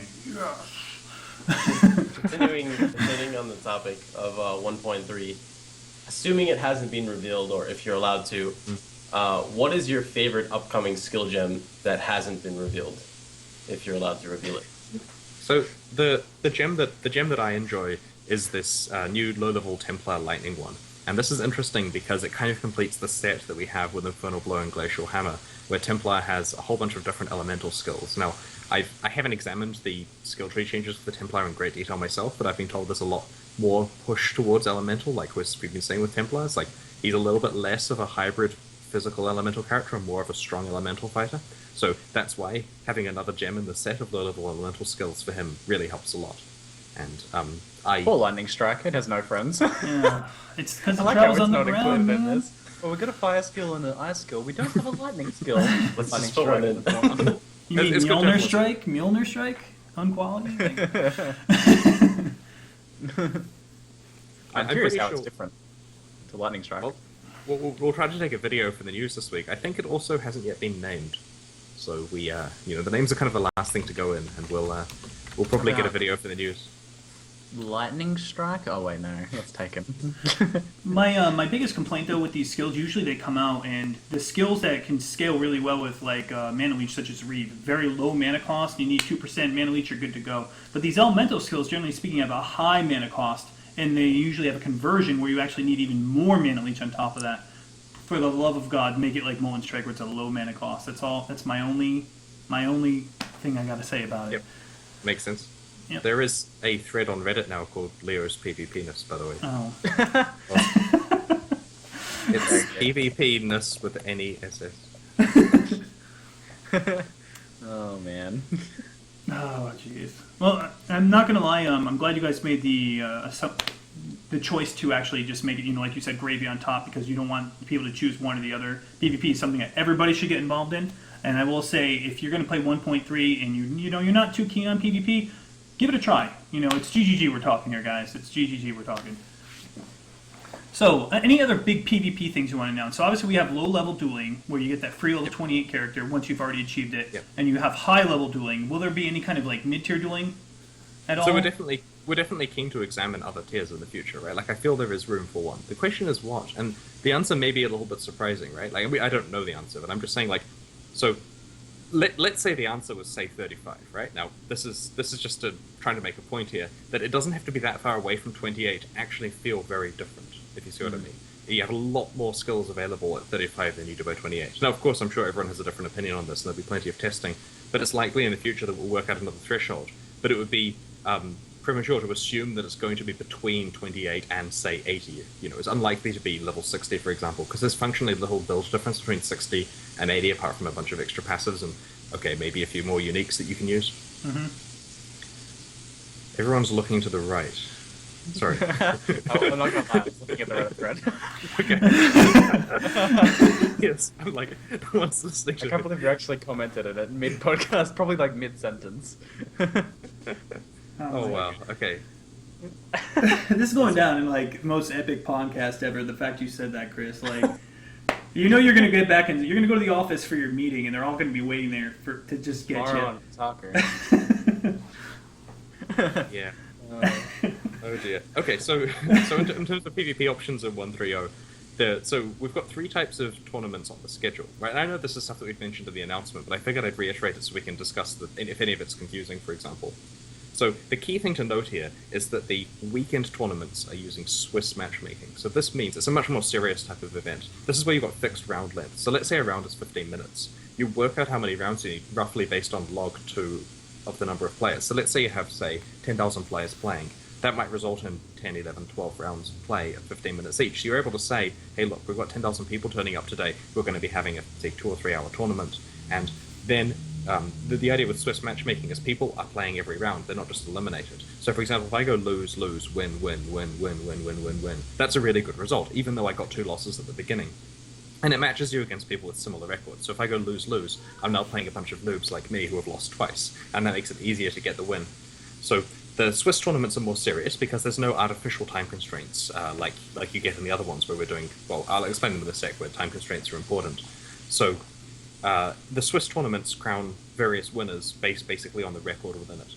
And this is serious because in general the best builds will win and that kind of thing. Compare, on the other hand, to say the free-for-all arena or blitz games. Both of those rely on you being able to get a lot of kills fast. So if you have a build that can technically win most games in 90 seconds, that's going to do worse than one that wins half the game, or 2/3 of the games, but does it in 8 seconds because it takes a lot of risks. So those ones that take a lot of risks are much better in the blitz games because that's a measure of how many separate rounds you can win in a time limit, and that's really fast paced. Like we did a half-an-hour one on the weekend on Alpha, and it was getting pretty tiring by the end in terms of how frantic it was because you're in there, very short warm-up, fight your first round, next player, fight the round, next player, fight the round. It's just, it's playing to one point basically, and you're constantly match-made very quickly against another opponent with a potentially different build. So with that one, I was at a disadvantage, for example, because I was playing a relatively tanky, low-damage spellcaster. That's very good for survivability. It was hard for people to kill me, but that meant I wasn't winning on points, whereas the people that took a lot of risks and were playing like Flicker Strike all-in builds and so on did a lot better. And that was very interesting. So this one here is much more aimed at casual players that want to just go glass cannon and have some awesome shenanigans go on. The free-for-all mode is basically San Arena, where your points count as kills. Your kills count as points. So in that case, it's just a matter of you've got half an hour, go for it and kill as many people as you can. And because it's kind of a brawl with 20+ people fighting each other at once, you get these awesome situations where people are running away on very low life, and you can pick them off and then pick someone else off. And that one there is also relatively casual, but a ton of hectic fun. Oh yeah. So the casual events take place during the weekdays, and they're just a way to pick up points for the PvP season that unlock your alternate art uniques and so on. But at the end of the season, so we have a month of this where every weekend you've got your important Swiss tournaments. At the end of the season, we have this kind of finalists/invitationals event where we invite people from the various different types of PvP. For example, the best people from each Swiss tournament will get in, and the best people from the general matchmaking queues will get in. And we're even taking the general matchmaking queues, so that's PvP without a tournament, and adding proper player ratings to it, so you get an actual score, which is using the Glyco system for that, so that your points will go up and down as you win and lose. So we invite the top players from that into the tournament at the end, where people are playing for even more prizes. And that one there, I believe, is currently scheduled to be a double elimination tournament. So it's ideally meaning you can find what flavor of PvP interests you and play that one to get good at it, so that you can make your way into the finals and be crowned the winner at the end of the season. And then a week later, the second season starts with slightly different variations of what events are run. Team events and high-level ones and so on. You guys have given a seriously impressive level of support here. It wasn't Yeah. wasn't kind of just a half done. Here's a PvP event. Here you go. Have fun. Well, it's partly because the PvP stuff is really fun when you've got everything involved, right? Like, providing you have good PvP balance, enough unique items that let you, have metagame choices against certain builds. You have some new skills that are needed for PvP, like the bow travel skill. Once you've got good prizes and incentive, different play modes for both serious and competitive players, and the ability to both win by grinding a lot of matches and also just win by being very good and winning your matches, it means there's kind of something for everyone, and that means there'll be a lot of people playing, and therefore it's a thing that the community cares about, and therefore they watch it, and therefore more people want to play, and it's something that really benefits from having a lot of attention on it. With all this PvP talk, obviously there's a lot of racers out there. They were slightly disappointed with the last league. I mean, the last racing, because they felt it was more of a casual approach, but really it was more of an objective approach. Will you guys be still delivering a good race season? Are you guys still going to have a team dedicated to racing, or do people who normally work on racing have they been moved over to working on PvP? So they are different people, and the racing guys have a lot of cool stuff going on. There are many reasons why the last season was done the way it was. I get that people's reaction to it, especially due to the fact that we didn't have a type of race that just grants lots of easy points. I get that people's reaction was negative in some cases. We did a lot of simplification of the season. Like, we wanted to get it down to a shorter time, and this meant that we had to offer less rewards, because making both PvP rewards and race rewards for shorter seasons is an awful lot, right? If you're doing, say, 4 or 5 items for 2 different seasons simultaneously, and delivering this every month, that's an awful lot of alternate items that have to be made, especially when they want 3D art in some cases. So when you're doing this, you then have to pitch the items at various points, and we've learned in the past that you really need some item that requires a lot of races to achieve, the 1,000-point one. The problem is some people have learned that they kind of feel that the 1,000-point objective should be winnable by anyone by grinding, say, Descent Champions races, for example. Whereas we'd initially pitched it at that item we'd only be giving out like 5 of to the people who go absolutely crazy and managed to get thousands of points. So there was a little bit of an expectation mismatch there, where when we provide races that have a more normal level of points rather than super high, some people say, hey, look, I'm never going to be able to get the item unless I play a lot of the events. And that's kind of the answer to the question, if you see what I mean. But we've learned from the feedback, and there are a ton of adjustments that have been made in the next season, including, I could be wrong about this, but my understanding is that we're putting more interesting events in that season after the last one was relatively vanilla on purpose. Okay, so yeah, that's what I was wondering, because you purposely didn't have any Descent, and Descent is one of the more popular races that people like. Endless Ledge before, it was definitely liked, but that was the most unique race out there, and that was the one people were logging on for. Definitely would like to see more unique races, and I'm glad that you guys, are taking the feedback, even though despite trying to do a vanilla race season. I do have to. Really? Go on, Zeno. No, Pox, it's your turn. Okay, I was gonna say one thing I do have to agree with Zeno on is I think you guys have taken the step, and I don't really think Path of Exile is an indie game anymore. It's like you've developed your own system of PvP. You have a racing season incorporated. You have so much now to offer, and I'm super excited for all this information, everything that's coming out. So I just really want to say thank you again for everything. It's so cool. Oh, you're welcome. Aww. Yeah, it is. So, Sorry, go ahead. I would like to transition into another topic here. We've had quite a bit of discussion, especially on the last podcast, about the kind of the dead cycles in Path of Exile. So when the game has those drop-off points towards the end of leagues, and people sort of fall on different sides of the argument. Some people think that it's bad for the game. Other people think that, my stance is that I think these downtimes are generally good for players to allow them to take a break and get back in. What's ZiggyD's overall feeling towards the downtime? So this is an interesting situation, because imagine you have a game where there's only the permanent leagues and you never ever introduced any kind of challenge leagues, right? So you would get a degree of stagnation where some players have all the items and the prices are high because they, deal now in hundreds of exalts for stuff, and all the general kind of problems that you get with a long-term standard league. And you'd miss out on the advantage of people getting excited about a ladder race. So you introduce challenge leagues, and that's great. You get a big spike of player activity. And because the challenge leagues have to have a duration, you announce eventually, look, these are going to be merged back into standard. And of course, people aren't going to want to play in the last week of a race. So at this stage, you implicitly have a very interesting first few weeks and a very boring kind of last couple of weeks, because there's the kind of the end of the economy thing going on, which has some interesting trading going in it, but there's generally less people playing towards the end of the economy. So this has created a cycle where you have a slightly higher beginning and a slightly lower end. And so because of this, we ran one of these with the first challenge leagues, and that was very cool. But we realized in order to get news coverage, you want to do some actual interesting news at the start of the challenge league. You want to release some content to get people excited. You know, people played Rampage and Beyond partly because there was all of Forsaken Masters content to go with it. So you make an expansion that goes with the start of the challenge leagues. Now this pushes up the beginning of the challenge league a lot higher because there's a gigantic expansion, right? We're talking like twice again as many players playing because of all this news coverage and so on. Lots of new players, lots of returning players. And the problem is that because you're working hard on the next expansion towards the end of the challenge leagues, you don't have very many content updates to the game, combined with the challenge league and general kind of, interest in the next expansion equals fewer people playing right now because there's an exciting thing coming next week. The end of it tails off slightly.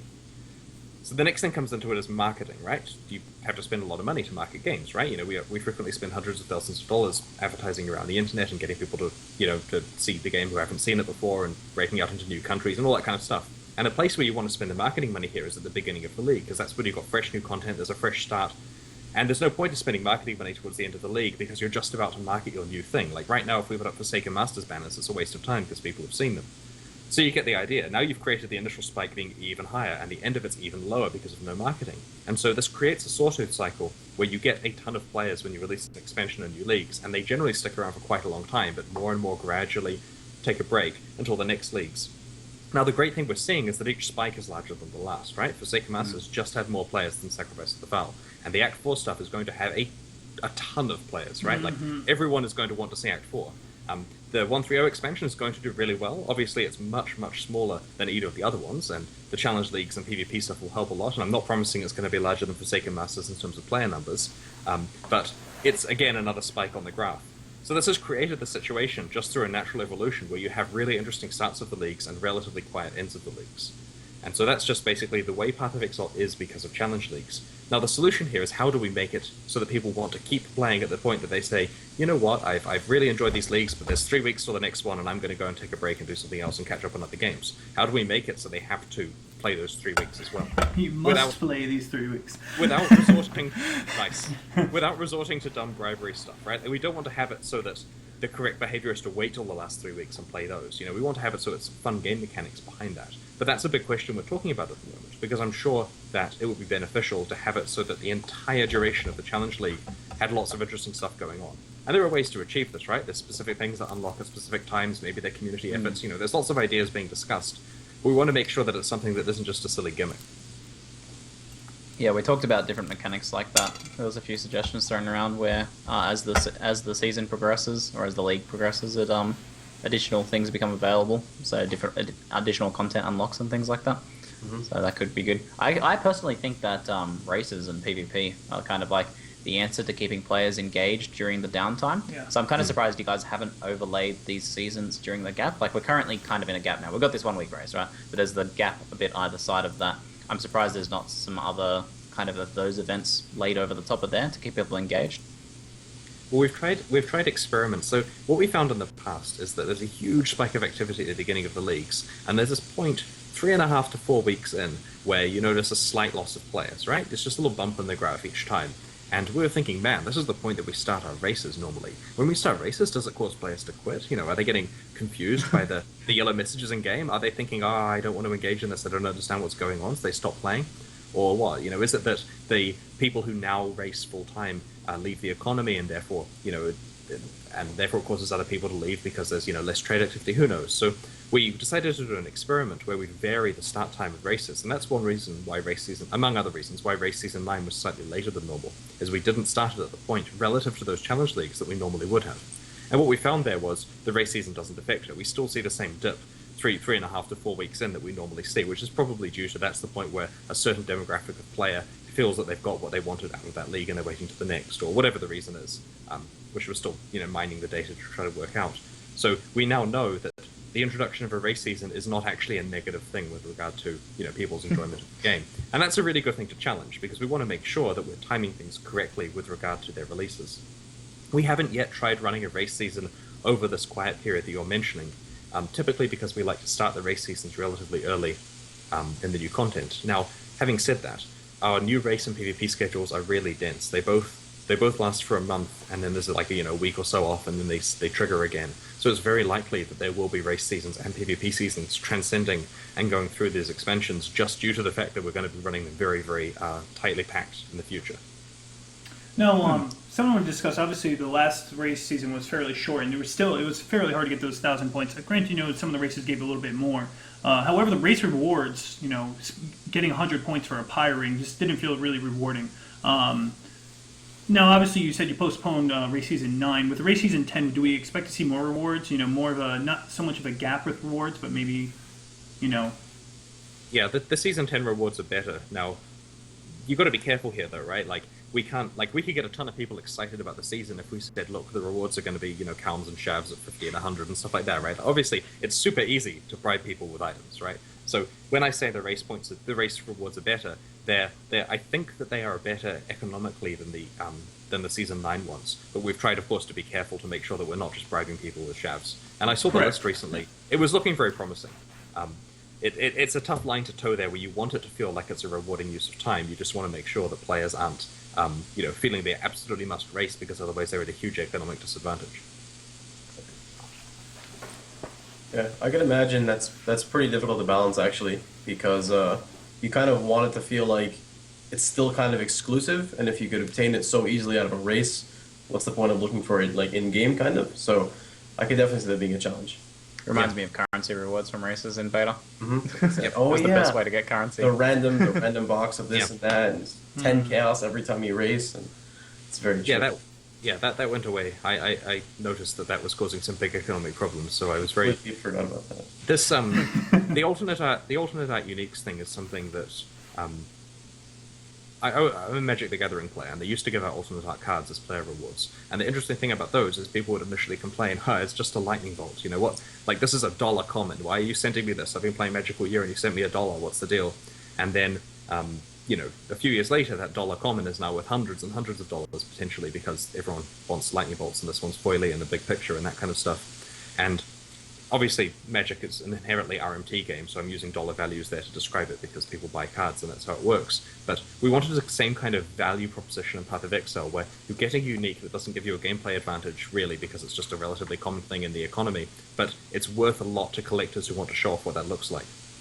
And so I pushed really hard to switch to alternate art uniques as opposed to currency rewards. So we're still giving item rewards to races, but it's done in a way where the market sets the value of those. And recently I asked a bunch of players, hey, how much are these old items worth in Exalt? So right now, if you have, the red beak from Season 1, which, I've got one in my stash that was trivial to get. You need like 7 or 15 points or something. You can get it in a couple of races if you need to.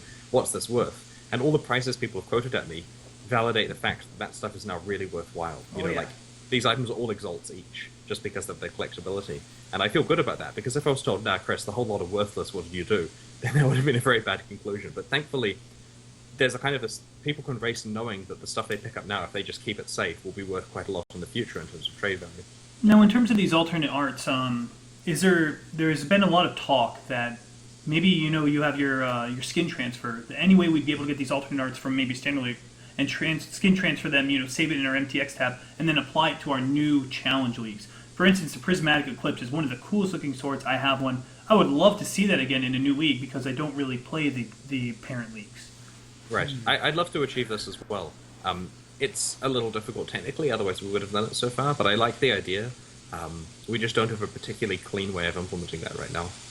Oh, I'm glad you guys are keen on that. That would be really neat. Oh, I'm still holding my Prismatic Eclipse in my bank. Yeah. Well, yeah, that's part of the problem at the moment, is people have a million stash tabs, which just have the item, because why withdraw it, right? Like, sure, you get to use it in that league and skin transfer it around, but that's the league that you chose to withdraw it. Now, I love the fact that people are always thinking about the future, right? Okay, interesting story here. So, way back at the beginning, when we were in beta, and I'm sitting there spending my day reading every single thing anyone writes about Path of Exile on the internet, because this happens. when a game gets popular that you've made, you spend quite a long time reading everything, until you kind of realize you have work to do, and otherwise the game will become worse. So I was reading feedback, and someone said, look, I loved Path of Exile for a while, but the game just got too brutally difficult. There's just no way to progress. I couldn't kill Merveil. What's going on? It was just so hard and punishing, and in the end I decided it's really bad and I hate it and I'm going to give it a low score and that kind of stuff, right? So this user really had a bad experience, and I thought, man, that's really surprising, because at the moment the game's pretty easy, I thought, right? So I find the guy's account based on a lot of different stuff, and I have a look, and he's using entirely white items on his character. Like, he's gone out of his way to not even have magic items. Then in the stash is a relatively impressive set of currency that he's found before getting to Merva, right? Including multiple alks and stuff.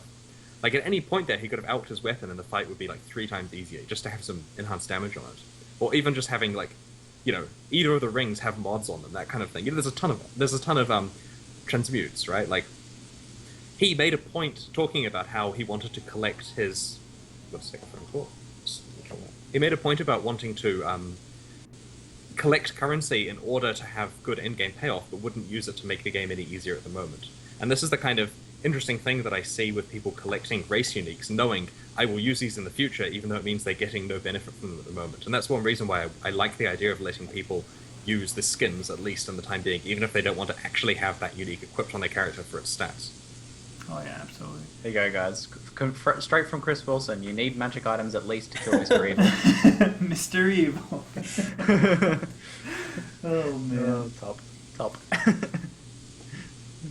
Oh man. Story time. So we don't have maybe 10 minutes left. I don't know. Should we take a question or two? We might be able to squeeze 1 or 2 in. What do you guys reckon? Yeah, I'd say we take some questions straight from chat. If you guys at the time. All right, you know. guys. Sure. Lay them on us. Get a couple minutes.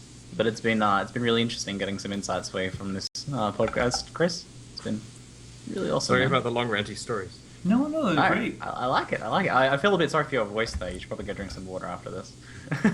I know that talking for 2 hours straight can be pretty rough. All right, here we go. Yeah. Ask about gender swap MTX to make what is this? MTX for base characters. Large Marauder women. Think about it. Anything like that ever going to happen, Chris? So basically, that's just a trade-off of the cost of creating alternate sex character models for the characters and their animations. Now, this isn't it's $5,000 to make a female marauder. It's okay, then it's $40,000 to do all the animations again for that body shape. So maybe it's possible to find body shapes that match between the classes. Like maybe the female marauder is like a duelist, even though it's not. But you know what I mean. There's the ability to do that. But at the end of the day, it's just a really big pile of work. So we'd have to sell them relatively expensively, and maybe that's not what people want. So that's the short answer for that.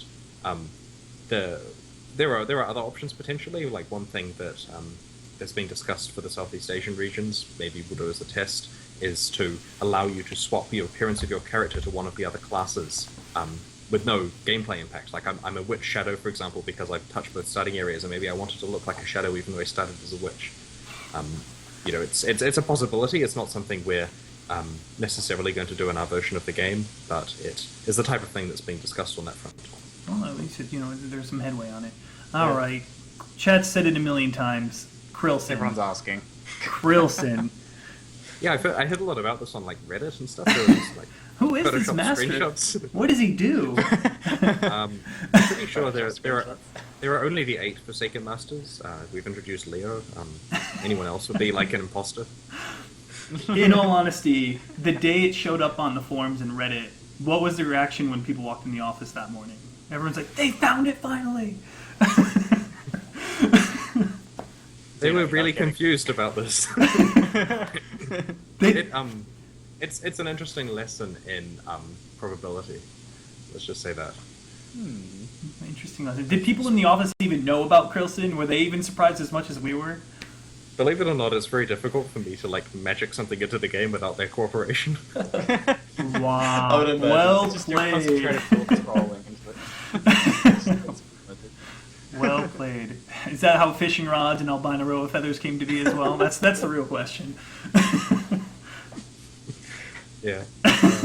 Well, okay, so quick side story. So I was filming a video of shaving my head, which is on the YouTube channel, and we're about to do a video. We very rarely film what the offices look like because they're kind of messy, and there's lots of people around trying to work, and there's secret Act 4 stuff on everyone's screens and that kind of thing. So we're about to film me walking to the hairdresser to get my hair cut, and I say to the group, like, really kidding, does anyone have a fishing rod in their car?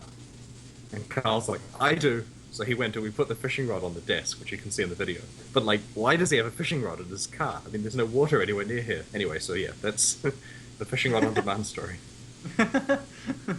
He was just waiting for that moment. The irony there is, Chris, as you were saying that really slow, you lagged, so Oh, it yeah. actually went robotic. Yeah, Yeah, he went like slow motion piercing rod. It was quite perfect. Oh my goodness. I will say, we love the Easter eggs.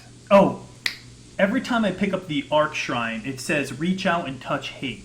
Is that a Depeche Mode reference? Please tell me. I don't know, but it might be. I mean, someone other than me gotta wrote be. it, and they may get the reference. There's a bunch of little Easter eggs I want to know answers to. I must say we love them. It's Xeno's mission. Albino row of feathers, Krilson, fishing rods. Good on it. I touched all the important topics. Next up, male silence. So I don't know if you have too much insight on this. Last one before we head out, Frenzy. It received a massive nerf bat. I forgot to ask Carl Marie why. Why did it get hit so hard? It was already a really expensive mana skill, and it wasn't used nearly as much as other skills. Was there any reason behind this, or you're gonna have to ask the Jarvis? I think this is the case of the guys knowing builds that the community wasn't using. Because when I asked, hey, so what are you doing with Frenzy? There's a lot of discussion, and they said, look at this craziness, and they showed me craziness, and I said, yeah, that's wrong, and they said exactly, we're fixing it. And now, if the community weren't doing that craziness, well, maybe they should have been. But there was a good reason for it. Like it was a compelling amount of broken going on. Now, if it's nerfed to unusability, then either they've still got craziness that you guys haven't worked out, or it actually needs buffing. So I'll talk to them about that. I like that when there's builds that the devs have worked out that no one else has worked out, and they're like, well, we need to get on this before the community does. If they nerfed it before it was a problem in the game, then it must have been pretty legit. I want to see that build. I think what it was, because I had 10 Frenzy charges and I spent so much money, and it wasn't my build, that's for sure. That's for sure. Remember, they have tools for testing stuff, right? Like it's much faster if you're a dev, because you press a button, you get a character, you press a button, you got a respec, you got the items you want. You can even line up monsters and say, how much damage am I doing? I mean, making builds as a dev is a much different process. Well, at least there's a reason for it. It wasn't just, well, we're nerfing it. I'm glad there was a reason behind it. So we all got our answer. We can all go to sleep now. I think it was just you who wanted to know, Xeno. No, if you look at chat right now, there's Frenzy in capital letters. Is it really? Yes. I just know I every wanted day. to ask about the Twitch channel for PoE. I noticed you guys are getting. You might just want to take a brief moment to mention that, I suppose, because not many people know about that yet. But that's kind of been tested. Yeah, so basically this is we want to have a permanent Twitch channel and to feature streamers and some of our own content, and instead of doing this thing where we go silent and then one day unleash a perfectly finished Twitch channel, we decided we're going to just iteratively play with it and see what happens, right? So if you're interested, check it out, or not, or wait until it's released, or not. It's going to be big once we're actually featuring the PvP stuff on it, and there's going to be interesting like subscriber perks and cool stuff happening, and a bunch of awesome streamers. Some of them are you guys, I believe, helping us out with that, and we'll feature you, and it should be pretty good. So we're very excited about it. Though we're trying to, because it's a learning process for us, we're trying to just iterate on it and get lots of feedback. And the person to talk to is Bex, and I'll be getting her grinding gear email address so you can send feedback in potentially if you have any specific comments on the stream. But the goal is basically over the next couple of weeks to ramp it up until it's a force to be reckoned with by the time we release 1.3.0. Speaking of Bex has been working really hard on it. Yeah, while I'm pimping stuff out, I have to mention the Black Friday weekend sale, 50% off everything, is still on for another few hours. So drain those points, and it's a good opportunity to upgrade supporter packs as well, because you get good value from the additional points until the sale later on. Yeah, it's gone really well actually for us. It's funny, seeing the number of like wetter pets that people are buying, because they're just 2 points each after this. They've gone from 5 down to 2, and so you're seeing these people who they write in and ask what the object limit is in hideouts, and we say 750, and then we check their account a few hours later, and there's $150 spent on wetter pets, and they've got 750 of them. Oh my goodness! Man. So yeah. Actually, I might go and get some of those. Oh my goodness! Yeah, thanks very much for the purchases over the weekend. Everyone, it's been a good weekend for sales, and that will definitely help contribute to the ongoing costs of Act 4, because that's like $1 million plus of art gone into that so far. Oh my goodness! Awesome. You guys will be able to afford as many pavlovas in the office as you want. I mentioned it costs. I mentioned it costs you guys over just $1 million in art and stream, and people were just in disbelief. It costs a lot of money for new acts. It's unreal. So the supporter packs, they're awesome. Get them. Speaking of the Grandmasters Hall, any headway on that? It's coming along very soon. Yeah, we decided not to commit to having it out on the day of 1.3.0's release, just because we want to make sure everything goes really well with both it and 1.3.0. But it's coming soon, so it's looking really good in testing. Once the news quietens down slightly, I'll post another update of where it's at the moment, but we've got a lot of the Grandmasters in and it's looking really cool. And honestly, people are just going to die. Like, it's just too hard. But that's I'm sure a challenge that people will rise to. I'm sure. Oh my goodness. Because people have submitted some heinously dangerous builds. Heinous. Right, like, yeah, like builds designed around killing people, and then you have to fight 5 at once, right? I made a build solely around if you're not wearing dream fragments or immune to freeze, you're done. You're done. That's it. You're Yep. frozen. Yep. And imagine exactly that combined with an equivalent stun one, and and then a support character that gives them unlimited mana, and then I cannot wait to see this. Well, I think this concludes the end of our State of Exile episode 20. Chris, thanks a lot for coming by. 2 hours in a webcam. Is this even real life? I mean, thank you. you're welcome. Well, in the meantime, enjoy the 1.3.0 expansion. Have fun with the rest of the sale, and good luck, spawning those areas looking for our good friend Krilson. Yes, good Krillson. And remember, guys, Path of Exile is a free-to-play game. You can find it on Steam or pathofexile.com. It's literally that free-to-play. There's no pay-to-win at all in it unless it's April Fool's last year. So get it now, please. Thanks again, Twitch, for getting us on the front page. You guys have been very supportive of Path of Exile. And remember, check out the new Twitch Path of Exile stream. Path of Exile, twitch.tv/Path of Exile. I can post it here in chat for you guys. This concludes it. Thank you again, Chris, and stay tuned for the microtransaction giveaways. You're welcome. Thanks. Bye.